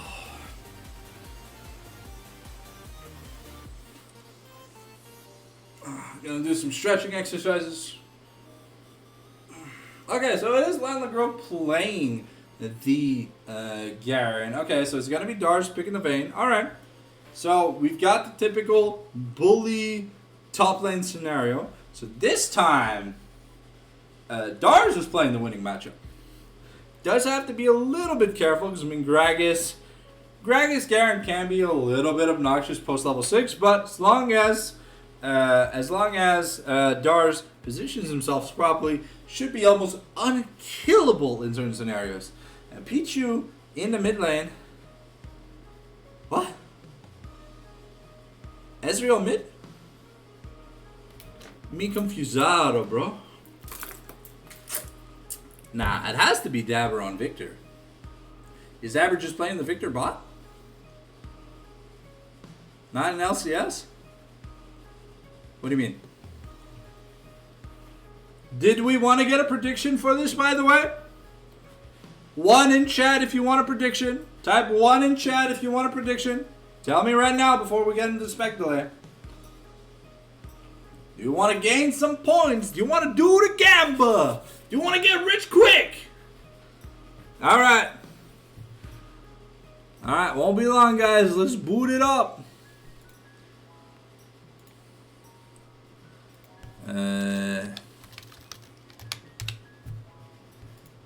Let's do 2 minutes on the clock. 1 is going to be for High7. 2 is going to be for 4Bot1Supp. Alright? Here you go. It started. Vote away, ladies and gentlemen. As a reminder, if you're not already following the live stream, please do. Super helpful. We're trying to push for partner, and it's going to take a while for us to get there. But, inshallah, we'll get there one day. You need an average of 75 concurrent viewers over the course of a month. So, I don't know if we'll get there, but I've got some cool projects in the works for you guys. Remember, if you see something you like, clip it. I will feature it on the channel after the broadcast.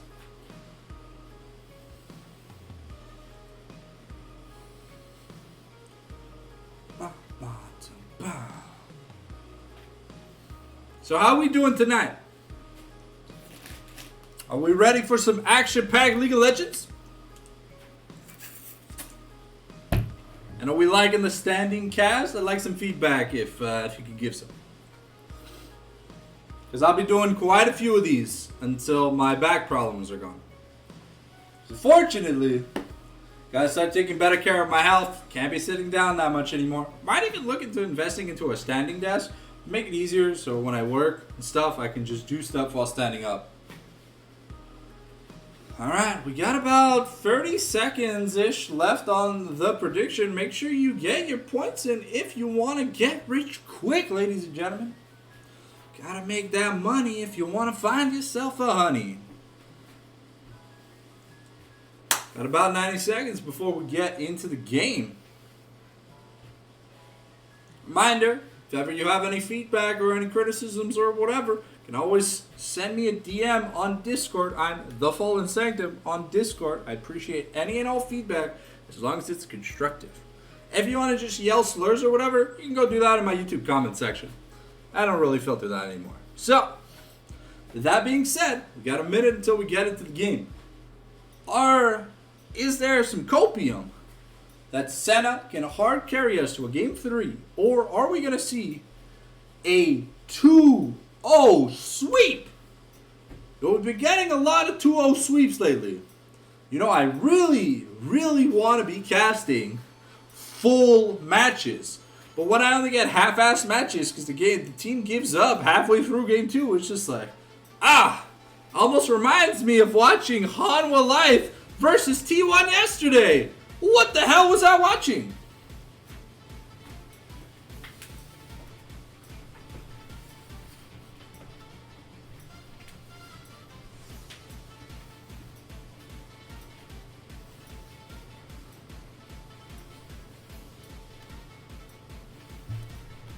Alrighty. Let's get ready to get into the game, ladies and gentlemen. 10 seconds on the clock. It's gonna go ticky-tock. Let's see. Are we poor or are we rich?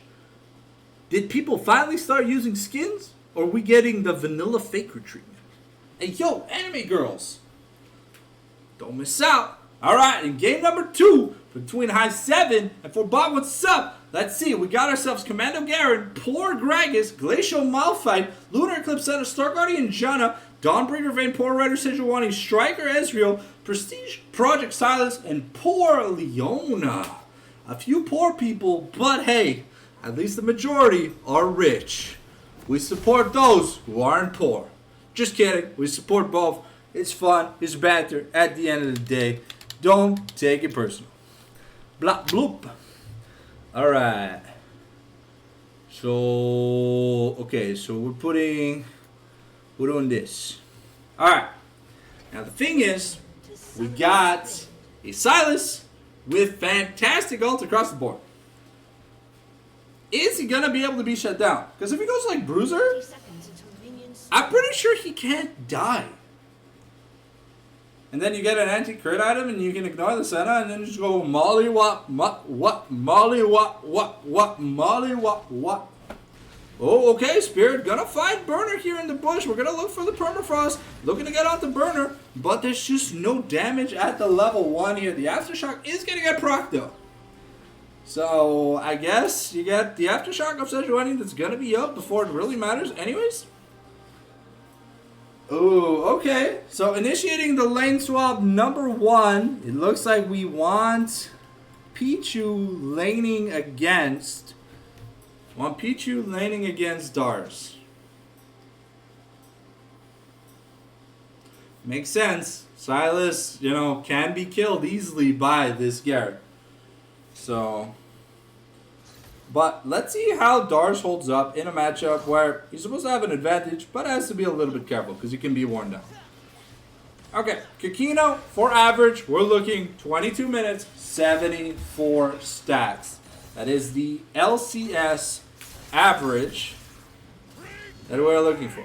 If Judgment hits 6 or more times, keep in mind that it is going to armor shred. And now, Dars' mission in this laning phase is to make sure that there's almost no uptime for this Granite Shield. Because keep in mind, whenever it's down, it takes 6 seconds to come back. I think it's like 8 seconds, goes down all the way to 6. Okay, some good poke here by Ebola in the early game, but sustain-wise, it is going to be heavily favorable for the side of 4Bot1Supp. So, unless Babinski has an MVP game like he did in the last game, this laning phase might be a little bit more rough to find solo kills. Oh, okay. Okay, Babinski looking for the Zenith Blade. It's going to connect onto Kakino. Okay, Kakino taken super low. Okay, we're not going to force the flash here. But now Pichu taking a really bad trade up in the top lane. One more Zenith Blade. We have to flash Ignite. And Babinski is looking for a setup. Is the Janna Gale going to be enough to stop it? Okay. Okay, the abduct onto a minion. Has to be a little bit careful. Okay, unfortunately not in Ignite range. And Dabber uses the Korean Pro strat of walking away from the enemy champion. Okay, some big shields though coming in here for Kakino. Looks like we have Revitalized Burner looking for some action here in the mid lane. Trying to find it. The abduct is gonna miss, so we're gonna give up on the plan. But now Pichu here out of mana, running low on CS.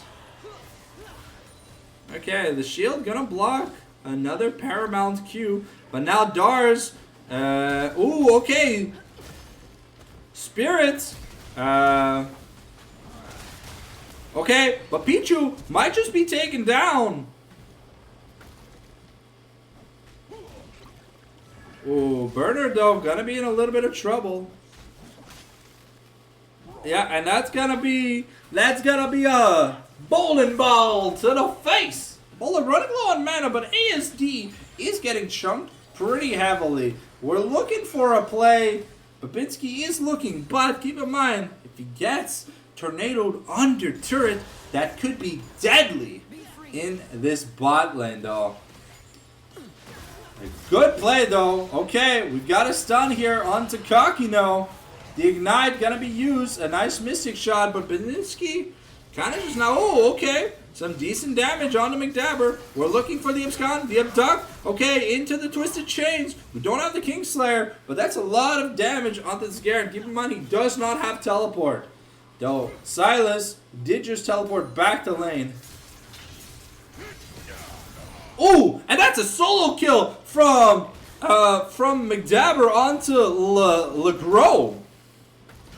Okay, a knock up here onto Spirit, and Spirit is trying to get away. Gonna belly bop over the wall. And gonna be safe for this time being. And now Ebola might be in a bit of trouble. Not gonna get run down here. Babinski was just looking to give pressure over to his jungler. And now Spirit gonna be caught out. Gonna be using his smite. And okay, a nice flash here by Babinski, forcing the cleanse on Kakino.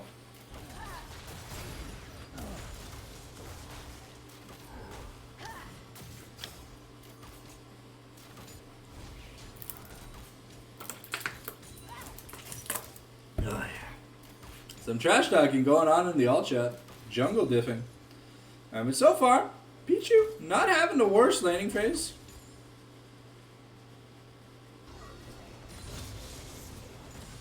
And now Burner here with a slight advantage. A solo kill though for Silas. Catching him back up because he was a little bit down CS wise. Garen did finish his Phage, so probably looking to get a Black Cleaver first. I don't think we're going Triforce. Okay, that's a good silence. Now Babinski looking for a play. The Xenoblade not gonna connect. Okay, Kakino. Ooh, the ignite coming through onto McDabber. Is it gonna be enough?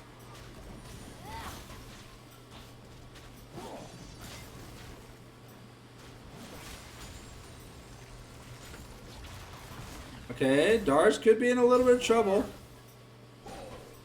Okay. So the flash traded for the ignites in the mid lane. Pichu does have to be a little bit careful.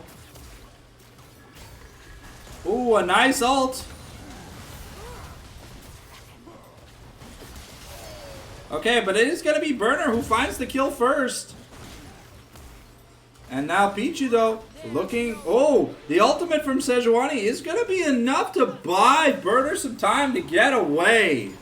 And Sejuani so far looking really clean. Spirit wasn't level 6, so he did not have the cast. Looking to get onto Kakino. Actually, we're going to find ASD. We're going to miss the Essence Flux. And we're looking to continue. Two-shot barrage going to go wide. And Kakino going to keep getting bullied here. Ezreal has this here. And he's got the items he likes. Okay.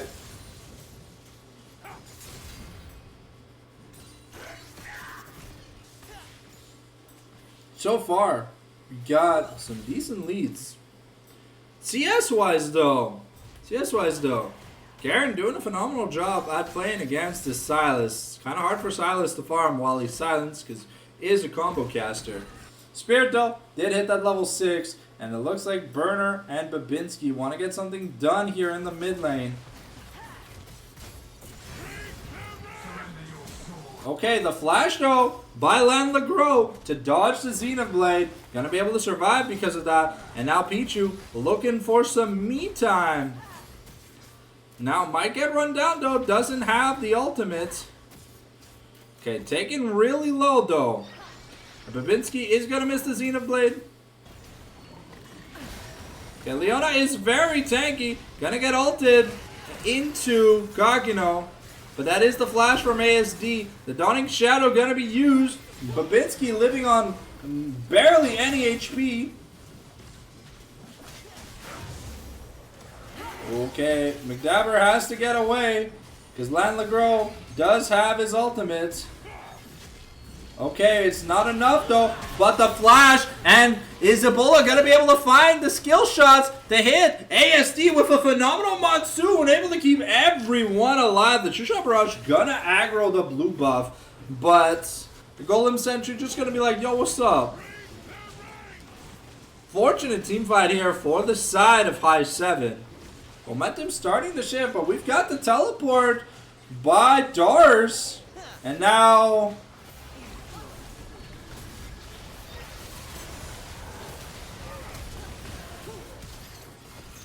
That's going to be McDabber finding a kill in the backline now. Bola tried to survive here.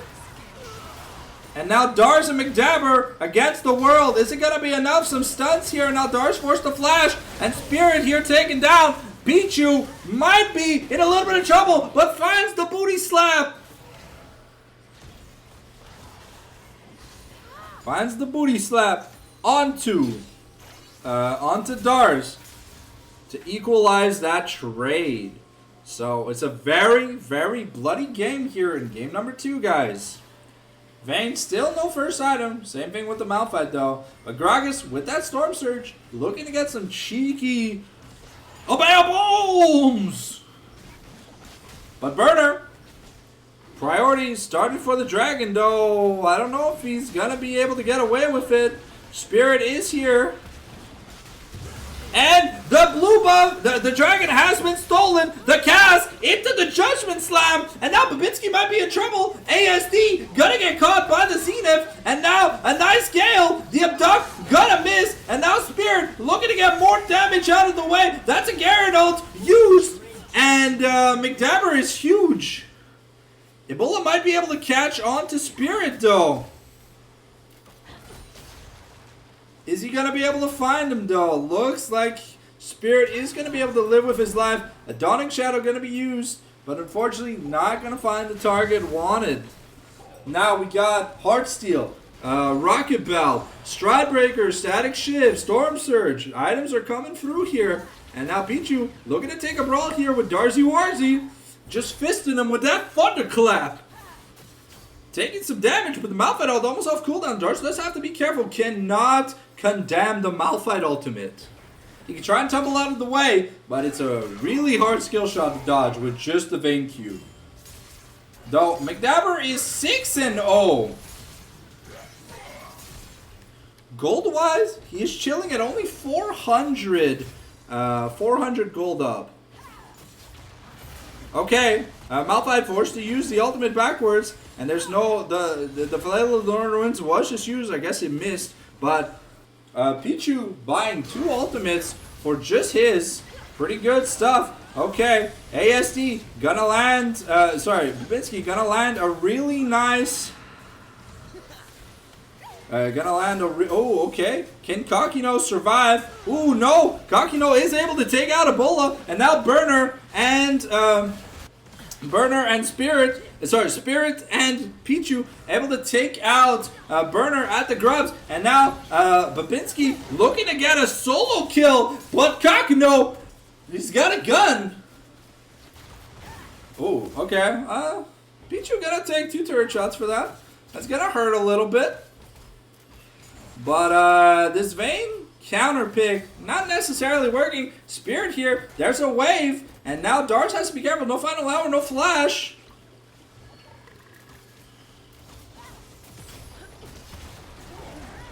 Okay, though Spirit is going to get tagged by the turret, so that is going to be a kill for a kill. But Pichu getting another kill, and now McDabber might be in a little bit of trouble. Gets taken down.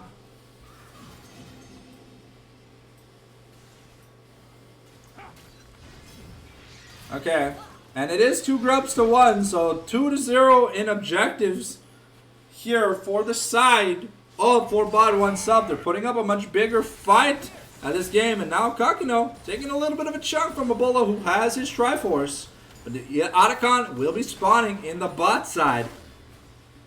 That mid turret though, 50%, it's almost gone. Let's see, how much money does this Garen have? 1,400? Only 200 gold over. It's surprising that the 6-0 Silas doesn't have a gold lead. It's because he's down like 30 CS. He's getting chovied.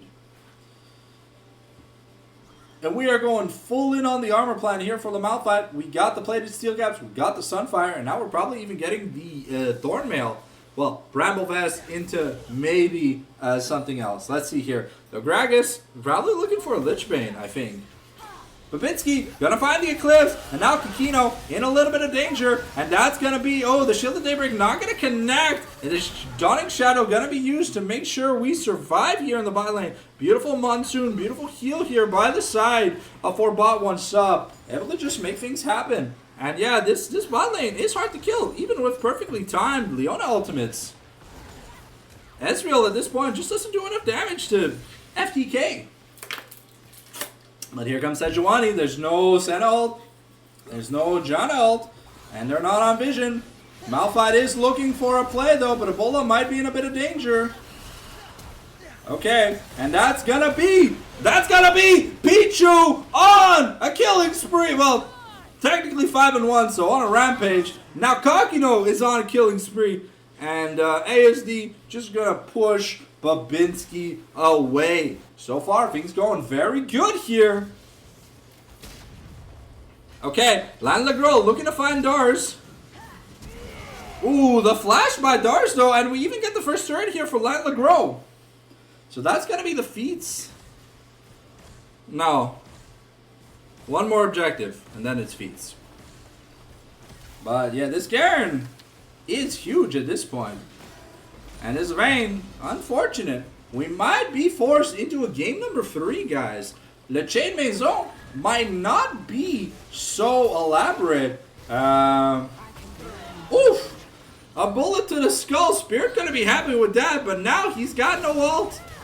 And Maxim Burner gonna be able to take him down. And Eclipse here gonna miss. We're looking for a play, but a nice last embrace onto the Leona. Burner is here looking for a play though. Dars is here. The Flail of the Northern Winds is gonna find. And we gotta give this kill over to the Vayne. She needs that funny money to make sure she can find herself some honey bunnies. And that's the Blade of the Root King and the Swifties though. Save my points. Yeah, oh, let's hope they do. Okay, Pichu, I mean, looking for Dabber. And Dabber has to be a little bit careful, but an objective bounty here claimed. The turret claimed here for, Dars. Going to be a little bit of money his way. And now Pichu really getting comfortable here, going the Frozen Heart. Babinski gonna find ASD. ASD does have flash, gonna flash over the wall, but the Dawning Shadow gonna make sure that there's no hullabaloolies. Okay, red team trying to FF already? That's crazy. There's only a 3k gold lead.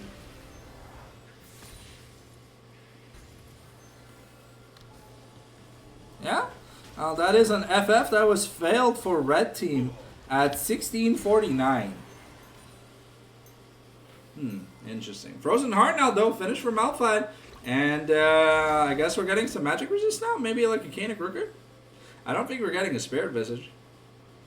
Could always be like a Heart Seal or something, but I think some magic resist would be really good against McDowell. Some anti-heal though would be nice. Definitely to make sure the Silas isn't super obnoxious whenever he Kingslayers. Anyone can build the anti-heal though. I'm expecting Kakino to get his hands on a Mortal Reminder. Okay, we're trying to fight for this this Herald. It's gotta be taken here. We got an Eclipse. The stun here onto Spirit, but now Legros, we're looking to find ASD, and that's gonna be a chug barrel to the face. ASD goes to the graveyard. Okay, Pichu really just not taking any damage if McDabber's not here.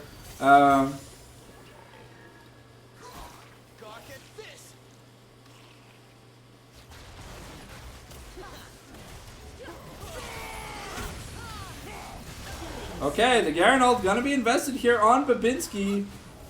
We use the Malphite ult too, and now Burner in a bit of trouble. And now Senna is back in the team fight. We gotta be careful. And that's a double kill for Garen. Lanlegro gonna be able to survive as well. And Senna gonna be able to ignore this, Pichu able to ignore this Ezreal. Turret's not going to be taken, but Dars in the top lane going to be able to take a turret. So that's good on him, I guess. A little bit of money for the Vayne, but that's the inner traded. Dars still top lane, not recalling. Let's see, how much funny money does he have? About 1,400, so he's probably looking to get a Triforce. And that's going to be Legros getting another turret in his name. Already 2 items. We're looking to get that mid-outer, but we might... Okay, Otacon just spawned. Herald was spawned bot lane. Okay, Babinski has to be a little bit careful. The static shift is available, and Legros can just ignore Silas. Okay, the flash from Babinski to try and dodge the explosive cast. Kakino's got to get taken, but uses the cleanse to cleanse it away. And we're not gonna look for any more damage. But that is the bot inner taken technically for free, only trading the Herald for it. Alright, so map-wise, we're starting to slap him with the wallet diff. It's a 6,000 gold lead here at 20 minutes. And if we've seen anything, a lot of my casts, 5,000 plus gold leads tends to spell doom. And a nice Malphite ult. McDabber gets Flogger. And yeah, let's Gragas and Senna can just AFK the Otacon. A nice double tornado here by Janna. That should be Otacon going over. Yeah, Pichu can make sure that no one walks up. Okay. We're looking for a play here. Now Babinski might be in a bit of trouble. Spirit might be going down. And Vayne is going to get the shutdown. Oh no, but the blast cone! Senna queuing the blast cone through Vayne! What a nice play here by Kakino in game number 2 to ensure that dodge just goes down. And that's the flash also burned on the Vayne. So, the flash on Ebola, the flash on Dars, things are not going well here for the side of High7. The wallet diff, it's the Bash Brothers comp. How do you kill this Garen? He has so much HP. And this Senna just kind of really hurts at this point in the game.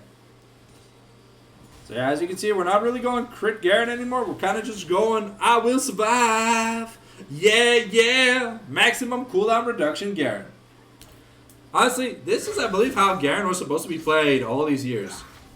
I don't know why crit Garen was ever a thing. Okay, we're finally getting to the first Ocean Dragon of the game. Bounty available for the side of High7, but looks like it's going to be taken within an instant. And let's see, how many stacks does Kakino have? Another surrender vote failed here for High7. Got 86 stacks in 22 minutes. I'd say we're doing pretty darn good. Rapid Fire going to be the next item here. Burner does get to steal away the blue buff. I really don't know if they're going to be able to do much to this, to Pichu. Okay, Dars is here. We have the, he is alone. Okay.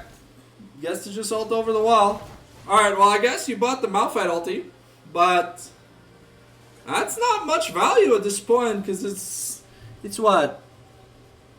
It's only 75 seconds. And there's nothing to fight for the next 75 seconds. Okay, Spirit is looking for his blue, but gotta get Xenobladed.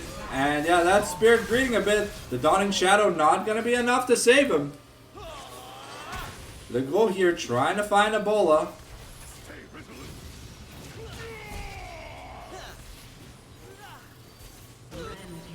Okay, Pichu just gonna look to find Dars himself.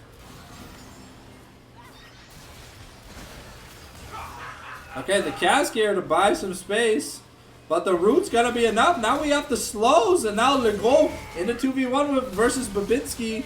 Okay, the Leona, the Sejuani ult gonna miss, but oh, Garen is just fast enough. Does he have another Q? Oh, okay, maybe the stun comes up.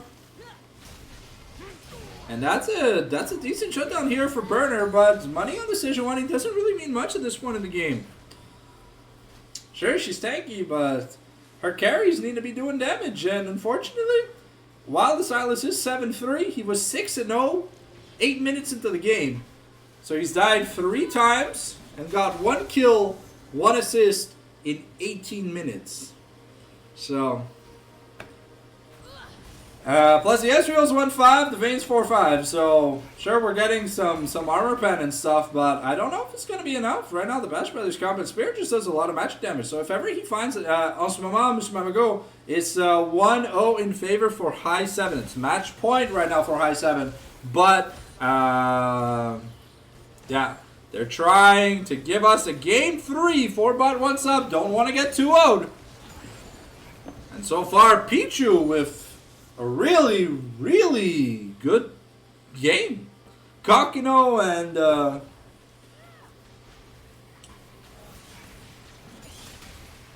Kakino and Lan Legros doing decently too this game. I just don't see right now, at this point, at least for another 10 minutes, I don't see how this Malphite dies.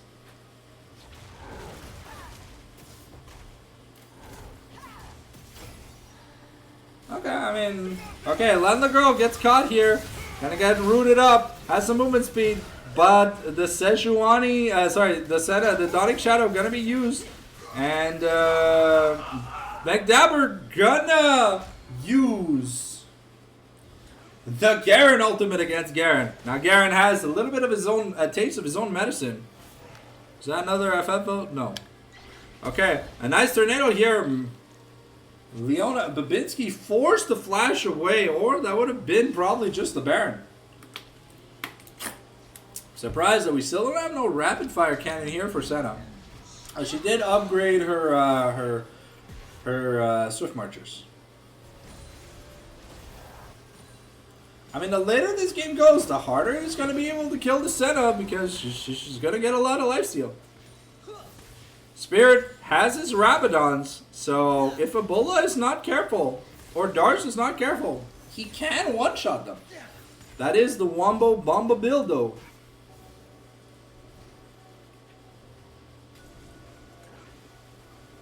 Alright, well, we're just being chilling. We got an Ocean Dragon here. Soul Point in 30 seconds. The Baron is up, so we're just trying to get priority, their waves, and get stuff done. Right now, we're trying to set up a Death Brush here for High7 if they can find a greedy player.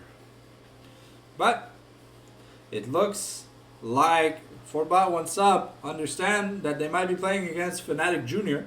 and decide not to check every Death Brush. Okay, Ocean Dragon spawning in 10 seconds. They're probably thinking about trading this.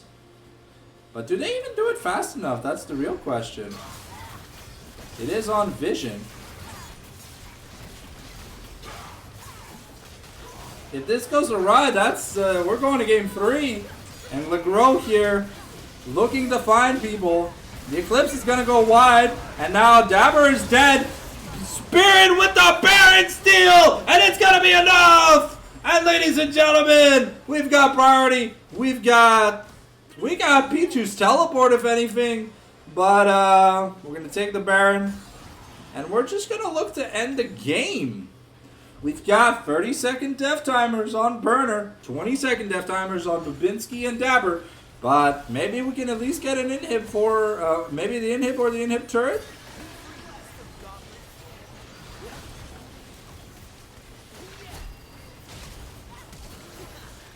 Okay, Kakino, gonna get greedy, gonna get caught out, and Ebola gonna survive by the skin of his teeth. And that's just a smite kill. Okay, Babinski trying to find something. The dragon's still up. Okay, ASD looking to get away from this Leona. Gonna get stunned up with the Shield of Daybreak. And now Pichu buying as much time as he possibly can. A Monsoon here from Dabber, but that's the Wombo explosion. Darsh gonna get taken out of the top lane. And now, there's a bit of a team fight, but Burner's gonna be going down. And it's just Babinski left, and Lan Legros winning the trade in the top lane. That's the inhib down. There's Baron buff. That's just the end of the game, ladies and gentlemen. Alright. We are going to Silver Scrapes, ladies and gentlemen. Get hype in the chat. 4Bots1Supp showing us that they have the spirit to carry on.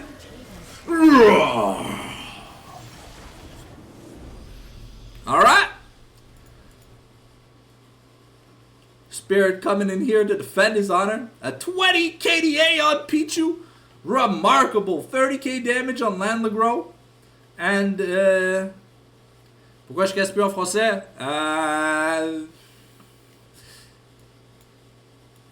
Because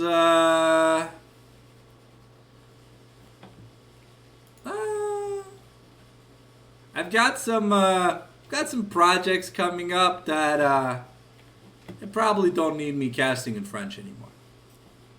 As much as I'd love to keep casting in French, it's a little hard to stay brand safe when I'm a little vernacularly challenged. Alright, let me just send a max in. Alright, let us give you guys your points, though. The people who believed in 4Bot1Supp. Are you ready to be rich?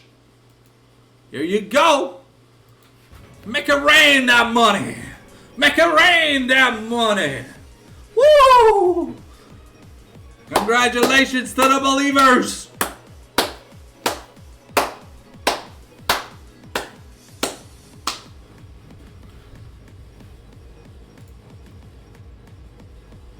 Alright.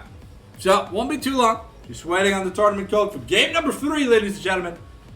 And will we see the Senna taken off the table for it?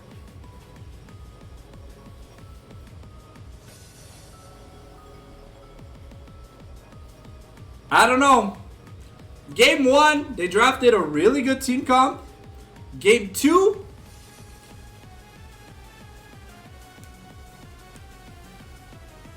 $17 minutes? Damn. Okay, so you wanna suck just enough to not be worse than Mad Lions versus T1. Okay, I can respect that. But let's see if that's what happens.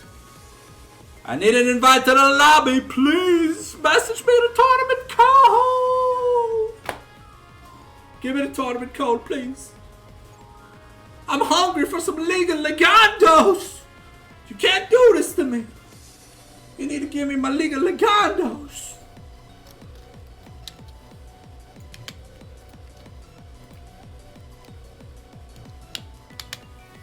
Alright, here we go.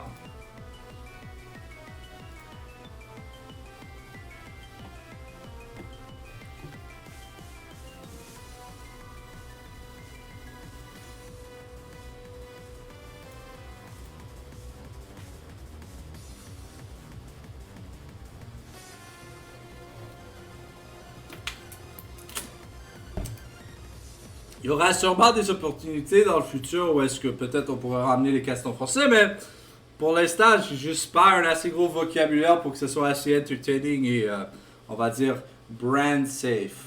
Because by quote, you didn't hear it from me, but I'm a brand risk caster.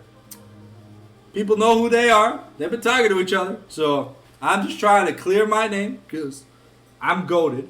So, in English, it's a lot easier to cast properly. Alright, we got the link for draft number 3, boys. Looks like 4Bot1Supp taking the blue side once again.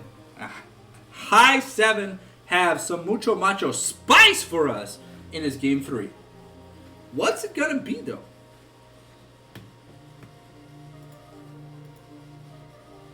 Alright. So, what are we thinking? Let's spitball ideas, chat. What are we seeing? Are we seeing like some Yumi Zeri? Are we seeing Smolder Senna? What do y'all want to see for this game 3?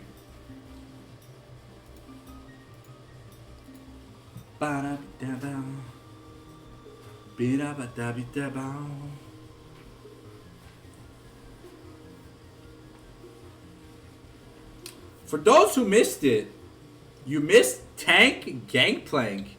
Oh shit, we want to see some Mundo. Some Mundo Sim? Alright, I can respect an Aloy fan in the chat. Alright, so far the bans have not changed. But will 4Bot1Supp take the Senna away by banning it? Because it's kind of a free win condition if you don't have a way to kill her. The Fury, okay, yep, Senna is going to be the third ban here. Now, what are High7 going to answer with?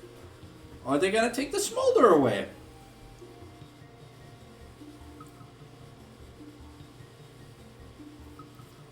As I mean, Varus has been available all series, has not been used.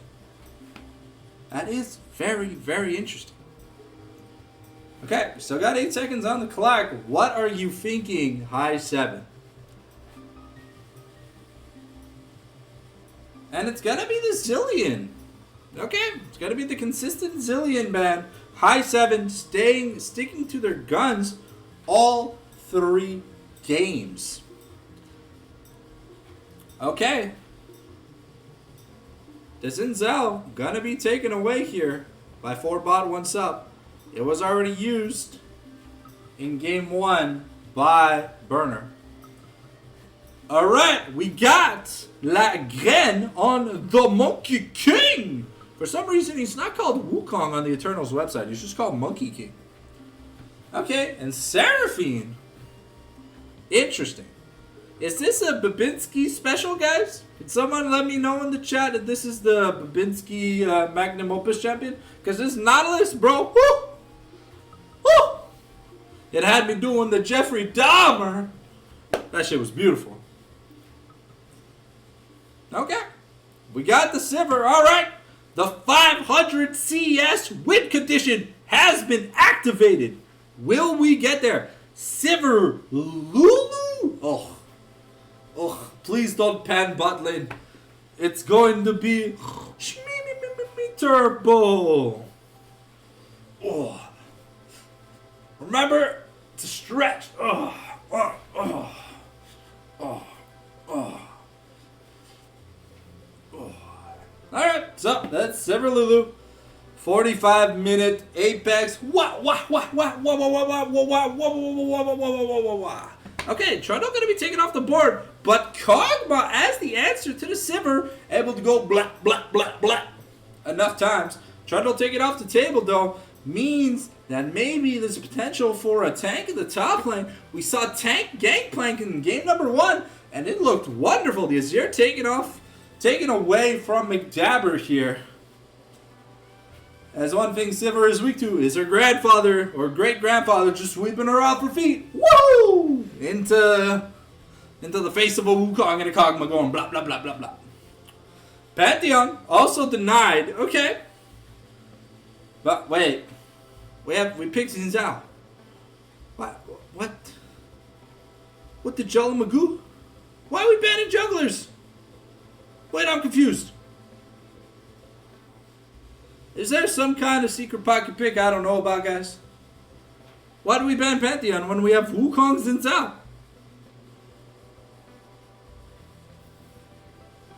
Okay.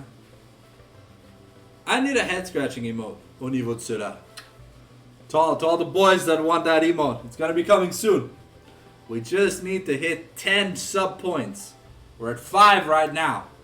I need 5 more subs. And we can get you guys a brand new spanking emote. Okay. Ooh, 4Bot1Supp with the Cho'Gath mid. I mean, Cho'Gath top?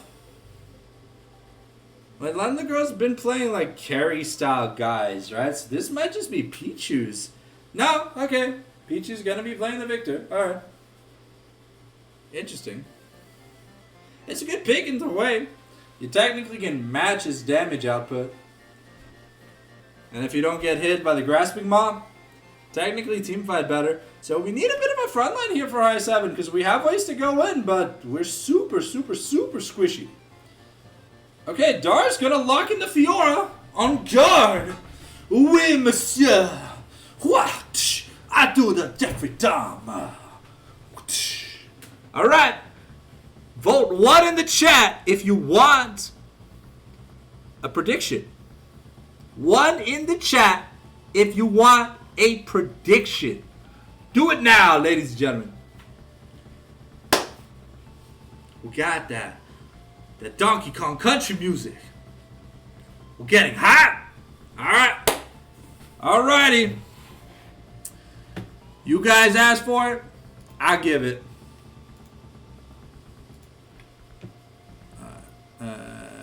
Super webcam time.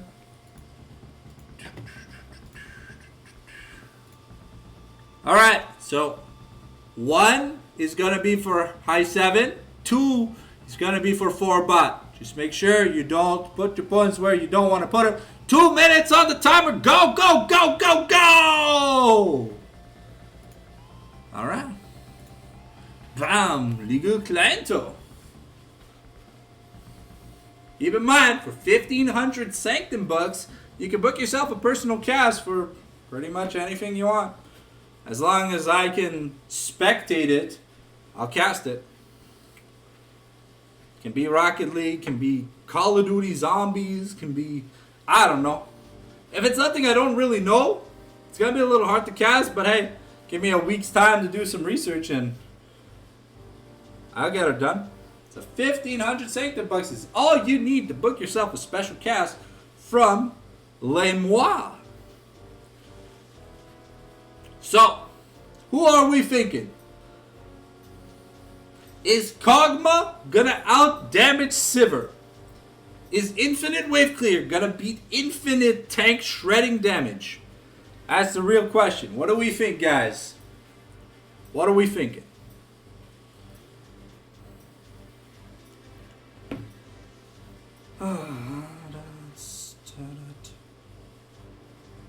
Warming over the next few days. Ugh. Oh my god. Fiora 1v9? Alright. Ah, Trundle. La Negro m'a fait peur. Okay. So Dars might need a bit of attention from his boy, Mr. Burner Lagraine. The team fighting is gonna cook. The real question is Dars gonna group? Or is he gonna split push to infinity and beyond?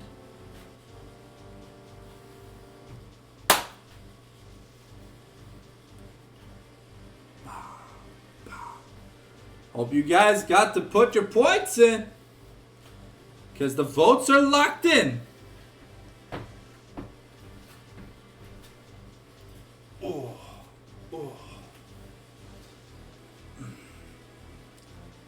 Sorry if this looks weird, but my doctor told me that I gotta start doing these stretches. Pour ceux qui savent pas, j'ai comme 2 gros nœuds dans le dos. Ça fait super, super mal. So I've been using Voltaren, taking painkillers, and doing like the tennis ball thing, and stretching. So that's why also, c'est pour ça aussi qu'on fait le standing cast. Parce à m'asseoir, ça fait de plus en plus mal. So, techniquement, le seul temps que je vais essayer de m'asseoir, c'est quand je vais dormir. So, ça risque d'être rough pour les quelques prochaines semaines, je sais pas. Au niveau quand je vais avoir un rendez-vous chez l'ostéopathe ou chez mon chiro. Ben, le chiro à mon père. But please bear with me, and hopefully I can bring you guys some quality network-style games. I'm not available next Friday.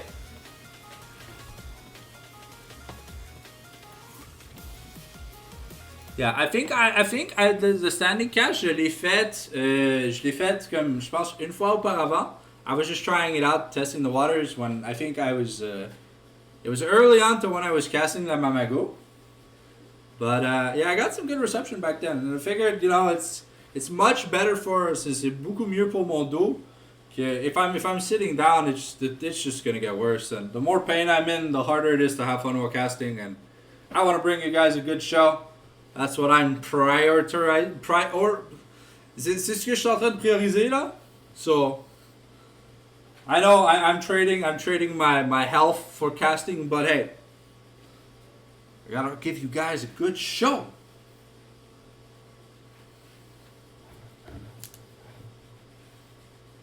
La seule chose que je demande en échange, c'est pas que pas tout le monde joue les dimanches. Ça là, ça serait un beau cadeau de fête. Ma fête a déjà passé là, but you know, it's fun when I don't have to scramble to find casts. Because then I end up letting people down when they tell me last minute, like, yo, we want you to cast the games, bro. Like, I finished my schedule on Tuesday, bro. Like, what do you mean you want me to cast your game? I'm taking. It just makes me sad, you know? But, yeah, non, c'est sûr, ça donne plus d'énergie là. Because when I'm sitting down sometimes, you know, like I feel monotonish and stuff, and At least when I'm standing, you know, I can act Italian. You know, I do the baby de beppo. You know, I tug it with the hands. Only banter, nothing serious. You know, don't cancel me, please, Italian community.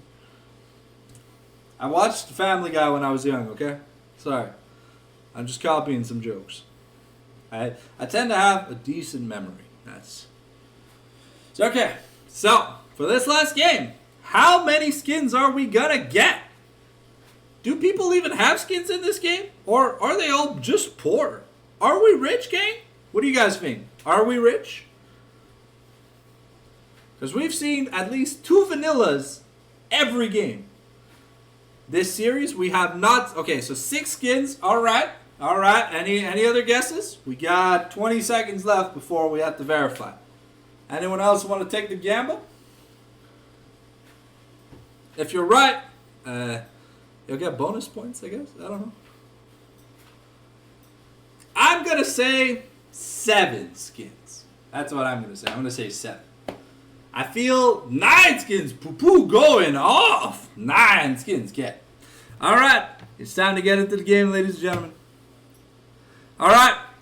For game 3 of this super awesome cast of Eternals Academy Week 3 between High7, we got Poor Cho'Gath, Secret Agent Giselle, Psyops Victor, Pizza Delivery Silver, Pool Party Lulu, Soaring Sword Fiora, Volcanic Wukong, Winter Blessed Wade, Pugma, and Seraphine. 2 vanillas. No one.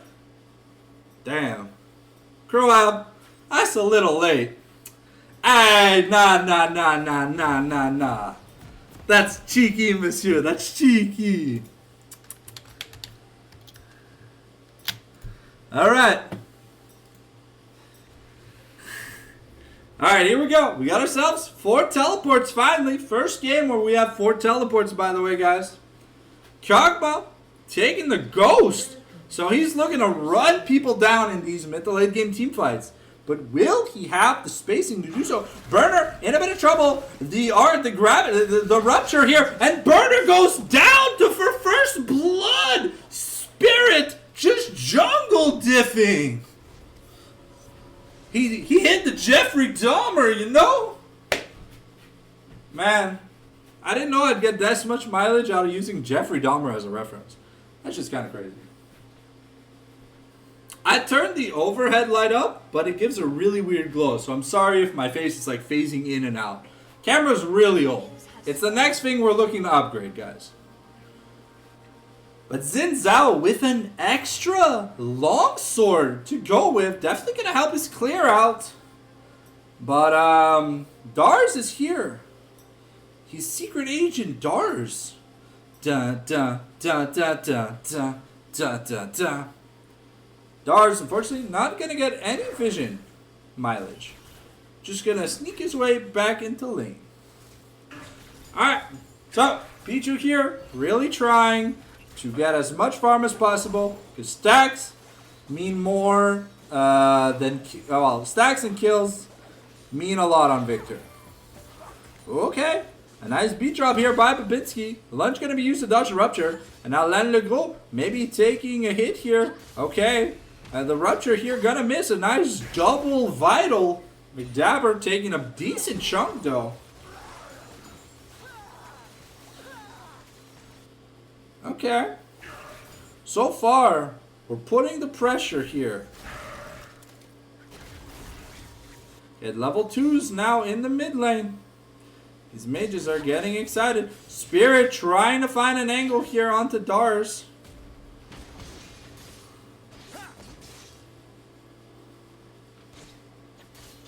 Okay, and that's what? Here's a tip and a spear behind it. Spirit off to a 2-0. Okay, some decent damage from Babinski, but he's taking return fire, taking out to 20%. This poor Seraphine, she's super squishy in the early game. And now ASD still super healthy. A nice little Hue Wombo combo with the Molten Fissure and the Grasping Maw, but it's not going to be enough. They're trying to bully Ebola, but Kakano has had a bit of trouble farming, it seems. Nadar's getting back to lane with no additional items. That is a little bit unfortunate, but I don't think he had any money Teleports are down for the top laners though. Another wombo combo onto Pichu. And now Spirit here is gonna get the smite. Now Burner might be in trouble. And that's gonna be 3 kills for the Xin Zhao. A beautiful play onto McDabber. Mr. Burner getting a little bit greedy-weedy. Sometimes you gotta remember to pay your taxes, not forget to file them. Ooh, okay.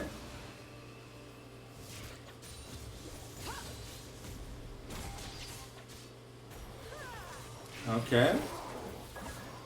There's some good chunks here onto, okay, Landligro has to be a little bit careful. Fiora does have the flash, so a lunge parry could be enough with a vital proc.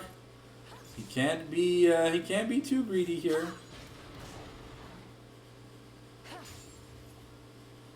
Okay, if he gets hit by that parry and a lunge, it's... Ooh. That could have been a scenario here where Dars could have gone for the solo kill, but I don't think Dars wanted to risk the turret shot. I think he's waiting for...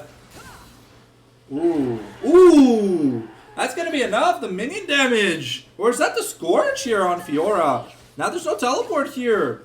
And Spirit is far from being available.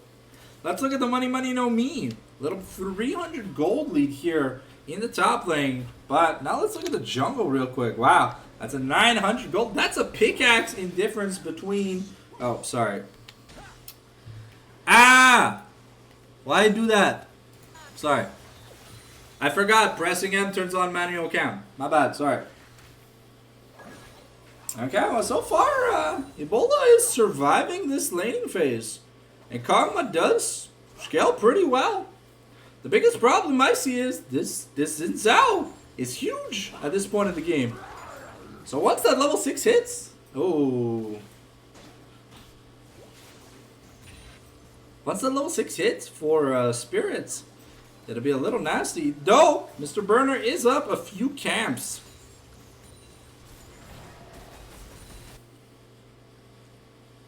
Alright, so far, Dars came back with a garage sale of longswords. Probably looking to go Ravenous Hydra first.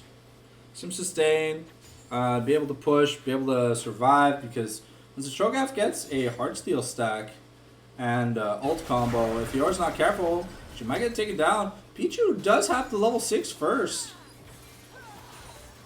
A nice little damage here onto Babinski.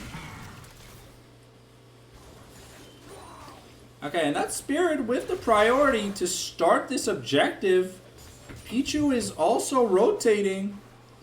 Burner's gonna try and get something done for it, but he's still just level 5. The gravity field is gonna be enough. We're trying. The beat drop not gonna be enough. And that's just, yeah, that's just gonna be the dragon taken. Though, that is the flash on Pichu. So that's a really big cooldown early on in this game for this Victor, and they may look to revisit it once Burner gets his ultimate. But the Spiraling Despair on cooldown means it'll be decently hard to secure an easy kill. Kokino has no mana though, so he's got to be a little bit careful.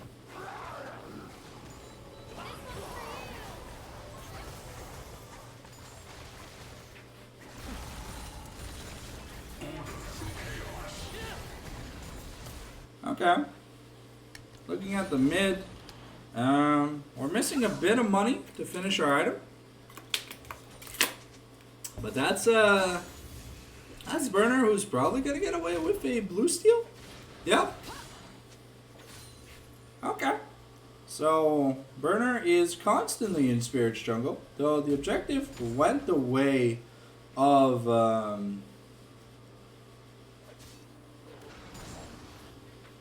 kill went the way of, the objective kill went the way of 4Bot1Supp. So you have to be a little bit careful. I wonder when Landligro is going to start using his feast stacks. He's got to start stacking up sometime. Maybe they're waiting on grubs because it's a guaranteed one. Okay, we're looking to push out this top lane and maybe get a dive going. Okay, so we have priority. Burner here is gonna find a ward. The Wind Becomes Lightning is gonna miss. Okay.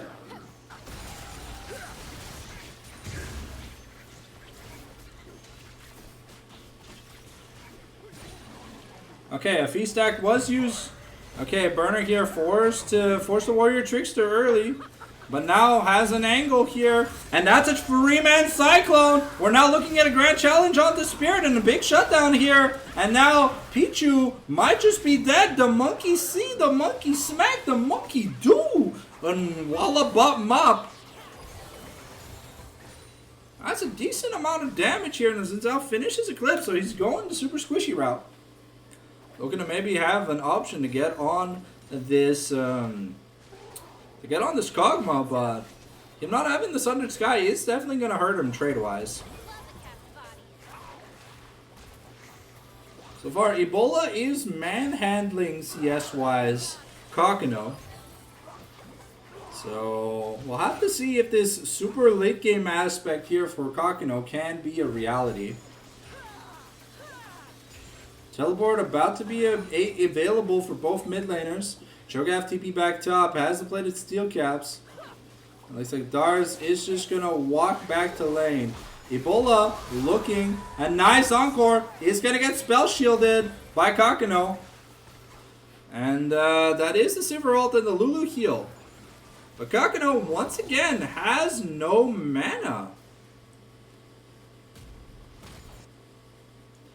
Ravenous Hydra though finished here for Dars. So he's gonna have some sustain to fight this Cho'Gath. So he's not gonna be getting shunned. It's a race to the Blackfire Torch in the mid lane. Let's see. I think Victor has it if he takes a recall. But Pichu here looking for a play on Dabber. Dabber's gonna miss the fear. And now Spirit might be in a little bit of trouble. And Dabber though is gonna get taken down by Spirit and Pichu. And now the Arcane Storm is enough. That's a double kill for Spirit. 5-1 on this Zinzao. He goes pokey pokey. I give you a prostate examinoki. And that's gonna be enough. Now we're getting some plating. He's gonna take the blue, and he's just getting a lot of stuff done. Looking at the money no me, we're now at almost a 1,300 gold lead in the jungle though. Sundered Sky has been finished for Wukong, so that is a really important item. Burner did not use the summoners. He realized it probably didn't mean much. Now the Sundered Sky are gonna be coming in here for Spirit. And Dars trying his best to okay. Dars is isolating Landegro away from the wave. So unlike that Vayne Malphite game, there's not that much pressure on Dars this game.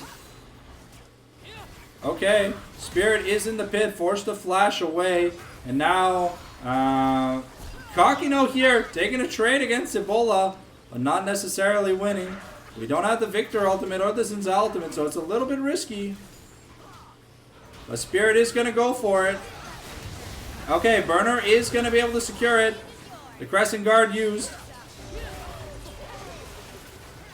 And it's not enough, unfortunately. Oh.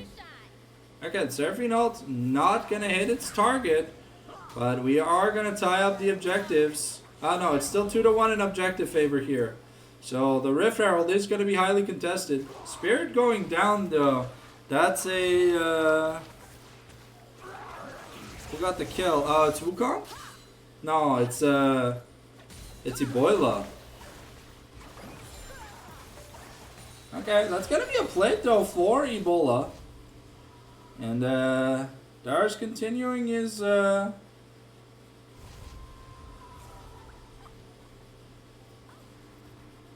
his lead of CSing. Gonna continue proxying and trying to make Cho'Gath's life a little bit miserable. Let's see, Cho'Gath, yeah, Cho'Gath is really ways off either the Warmogs or the Heartsteel, so it'll be a while before he gets any use out of these items. Looks like Spirit trying to find Babinski. And yeah, that's gonna be a flash boomerang blade from Kakano. Make sure that kill goes down. Oh, okay. Pichu doing a lot of damage to McDabber here, but Burner here just gonna be continuing the invade. Because he has a lot of prio in the top lane.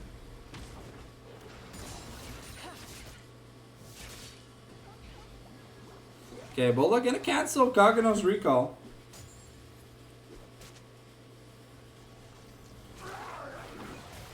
Okay, Lulu is out of mana too, so Kakano is gonna have to give up that wave. Okay, Burner though maybe in a bit of trouble. Gets spotted by the Death Laser, the Death Ray. Ooh, this Victor does a lot of damage for this point of the game. The Evolved E, the Blackfire Torch, the Sork Shoes. Blade of Ruin King though finish on the Kog'Maw. And Yuntal finish for the Sivir. So we got one item apiece. I think Seraphine getting close to finishing hers. And this Herald is spawning in 18 seconds. Spirit is going to be able to force Dabber off that trade. Now Bola is back. He does have good damage with the Bork. But Kog'Maw's big power spike is like 2 to 3 items. So it'll be a while. Referral to spawn, and Burner is running to it at the speed of sound. He needs to tie up these objectives. As if he does, this Fiora will probably get the turret slaying feat.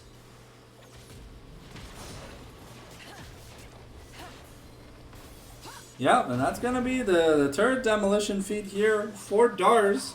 Almost done his Triforce.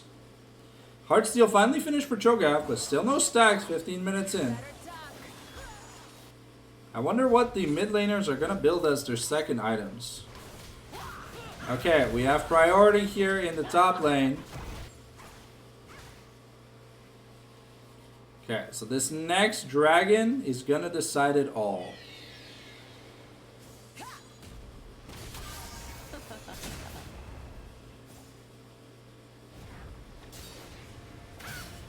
Oh, the teleport gets interrupted onto Lan Legros.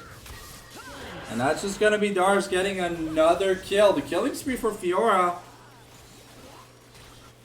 She's starting to become a problem, but that's 2 Heartsteel stacks for Cho'Gath, so eventually it's going to be something. And because the teleport was interrupted, that is a really big cooldown that now Dars is going to have a looming threat over the head of Lan Legros. Because this dragon's spawning in 40 seconds, and Fiora can TP to it. And that's going to be, is that just going to be the tier 2 taken? Dars really making some fat stacks. Gonna be 3,000 gold ahead, but Spirit gonna secure that blue buff in Burner's jungle. This next dragon decides the feats. So it looks like Leandro's gonna be the second optimum choice here for this Victor, so we're preying on some health stacking shenanigans. Okay, there are 5 people. There are 5 people here. Is Burner going to be able to make the difference? There is a fee stack available for the Cho'Gath. And it is going to secure the feats. So we do have an Infernal Soul this game. And that's another turret traded though. The gold lead, about 3k at this point. But the Victor, not really behind the curve. Has a little bit of a gold lead. And if he continues to scale, I mean, he's going to be very comfortable. We do have a Herald, so maybe they're looking to open up the inhibitor line.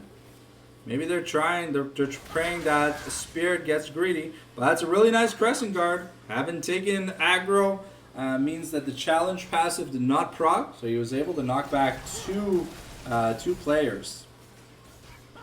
Okay, Spirit does have to be careful. Burner does hurt a lot. Okay. McDabber really hurts with that arcane laser. I think Hwei might have to get a Leandri's too. Okay, that's going to be the combo here. Okay, the Grand Challenge has been summoned, and now the Ghost has been activated. So it's a Fiora ultimate for the Ghost. Okay, and that is going to be a charge. Yeah, that is going to be a charge on the turret.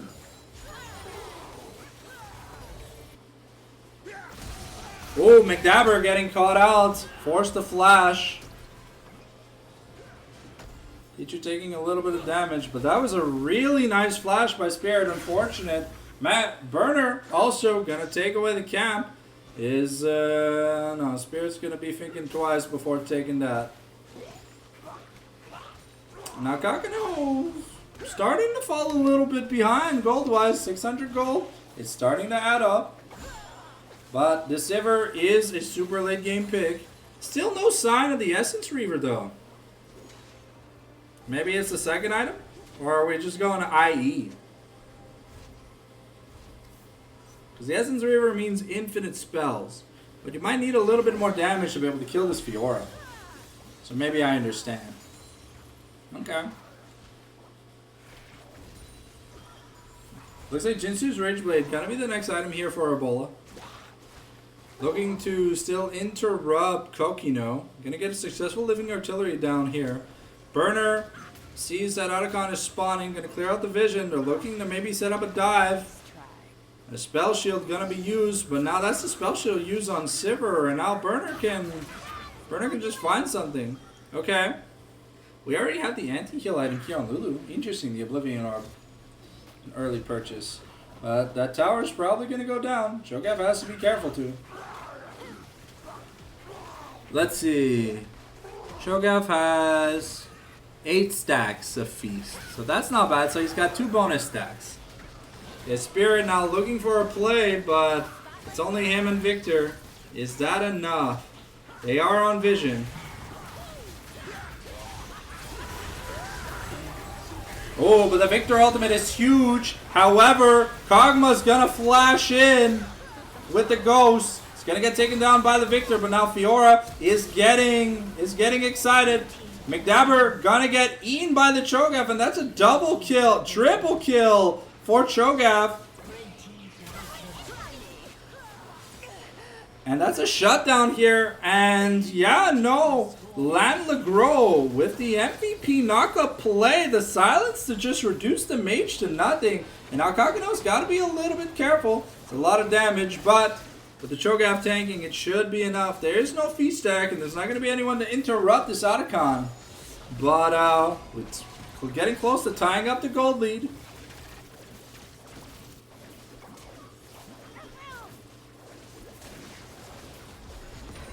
Okay.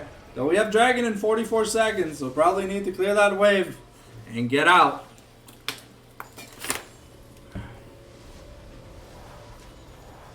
Cho'Gath now finishes Thornmail and another Chain Vest. So he's looking pretty happy this game. Victor, 126, has the Leandri's now working towards Zonia's. Spirit gonna get caught out. But Babinski is just gonna get womboed. Spirit is huge here. 6-3, 2 items. Yeah, Seraphine is a very squishy champion at this point of the game. ASD is aggressing Burner. It's like, no, get away from here. Okay, we have another Feast stack available for Cho'Gath. But Cho'Gath is just gonna be defending... Okay, that is going to be Infernal Soul Point available here.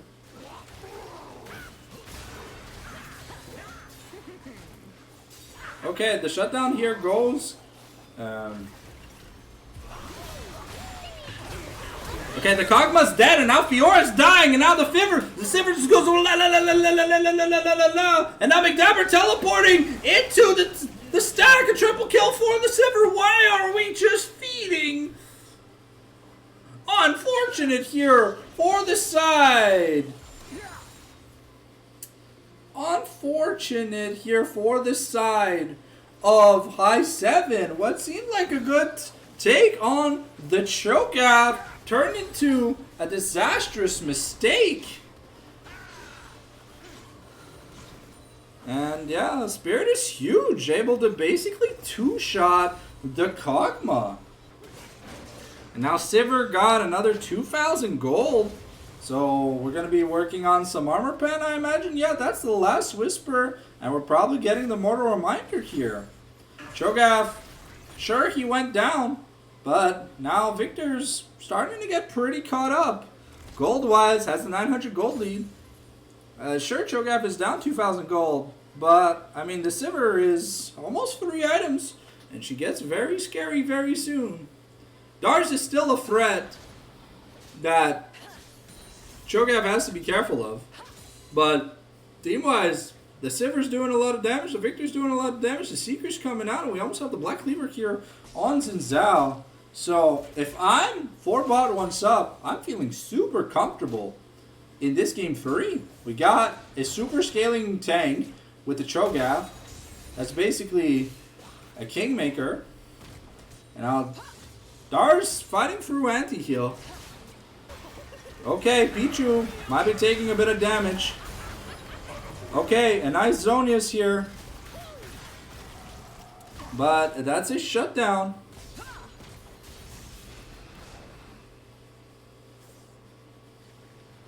Spirit does have his flash, but now Kakino's looking.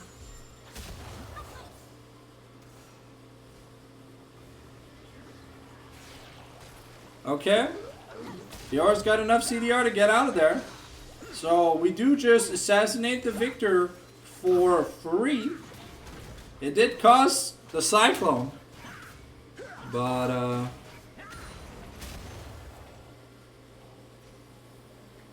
that was a shutdown there, right? Yeah, that was a 600 gold shutdown. Now Burner in a little bit of trouble. Will he get tagged? Nope. Doesn't look like he will. Victor did upgrade his boots though. That's good for the Victor. Boy, finally getting around to getting a little bit of damage, but still 045, so no kill. Means he's going to stay poor for a little while longer. Let's see, what is Mr. Burner thinking about? Alright, looking to go towards the Randuin's Omen. Gotta be able to survive them Sivir crits, because she has the LDR now. Surprised no anti-heal because of the Fiora, but she is gonna be decimating whoever she hits. Spirit about to finish his Black Cleaver too? Yeah, getting real close to finishing it.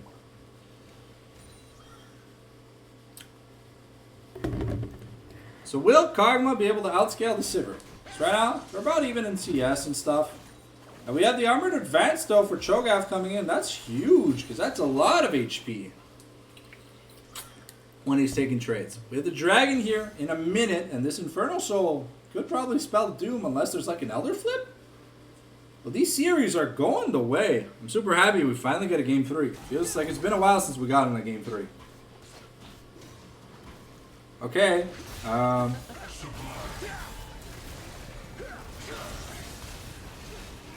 Dars doesn't seem to have the damage to kill yeah, McDabber just gets nom nom like a McDonald's Happy Meal. However, we do take the mid inner, and now we're working on the inhib. The Lulu's is here. The Encore is going to be thrown out. But we might be trading the Baron and more for this.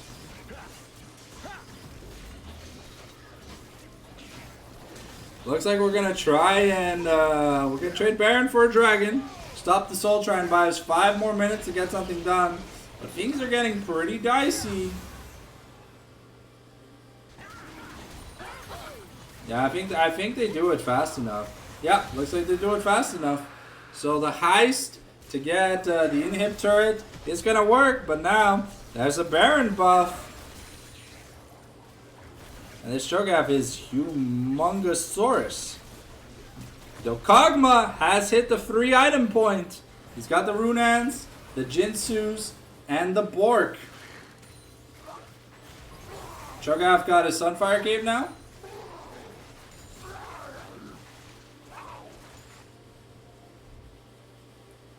And Sivir's a 90% crit chance, which is kind of huge. I think she's going to be building the Navori Flicker Blades. It would make sense to have the infinite cooldowns. Okay. Looking at the gold lead, it's 3,000 in favor of 4Bot1Supp. And the top lane gold lead has shrunken down to just 1.5k. Other than that, decent leads in every other lane here for 4Bot1Supp. Now we're sieging. We're sieging this bot inner. Okay, the Grand Challenge might be summoned here. We have to be careful. And Darz is gonna try and get away. Gonna keep lunging. And Cho'Gath not really caring about the Fiora anymore. Just winning out trades. The Grand Challenge is in use. Doesn't really take much damage.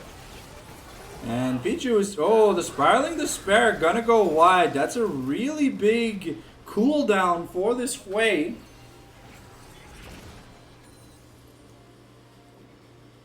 Alright, we're just waiting on the next minion wave. Still have the Baron.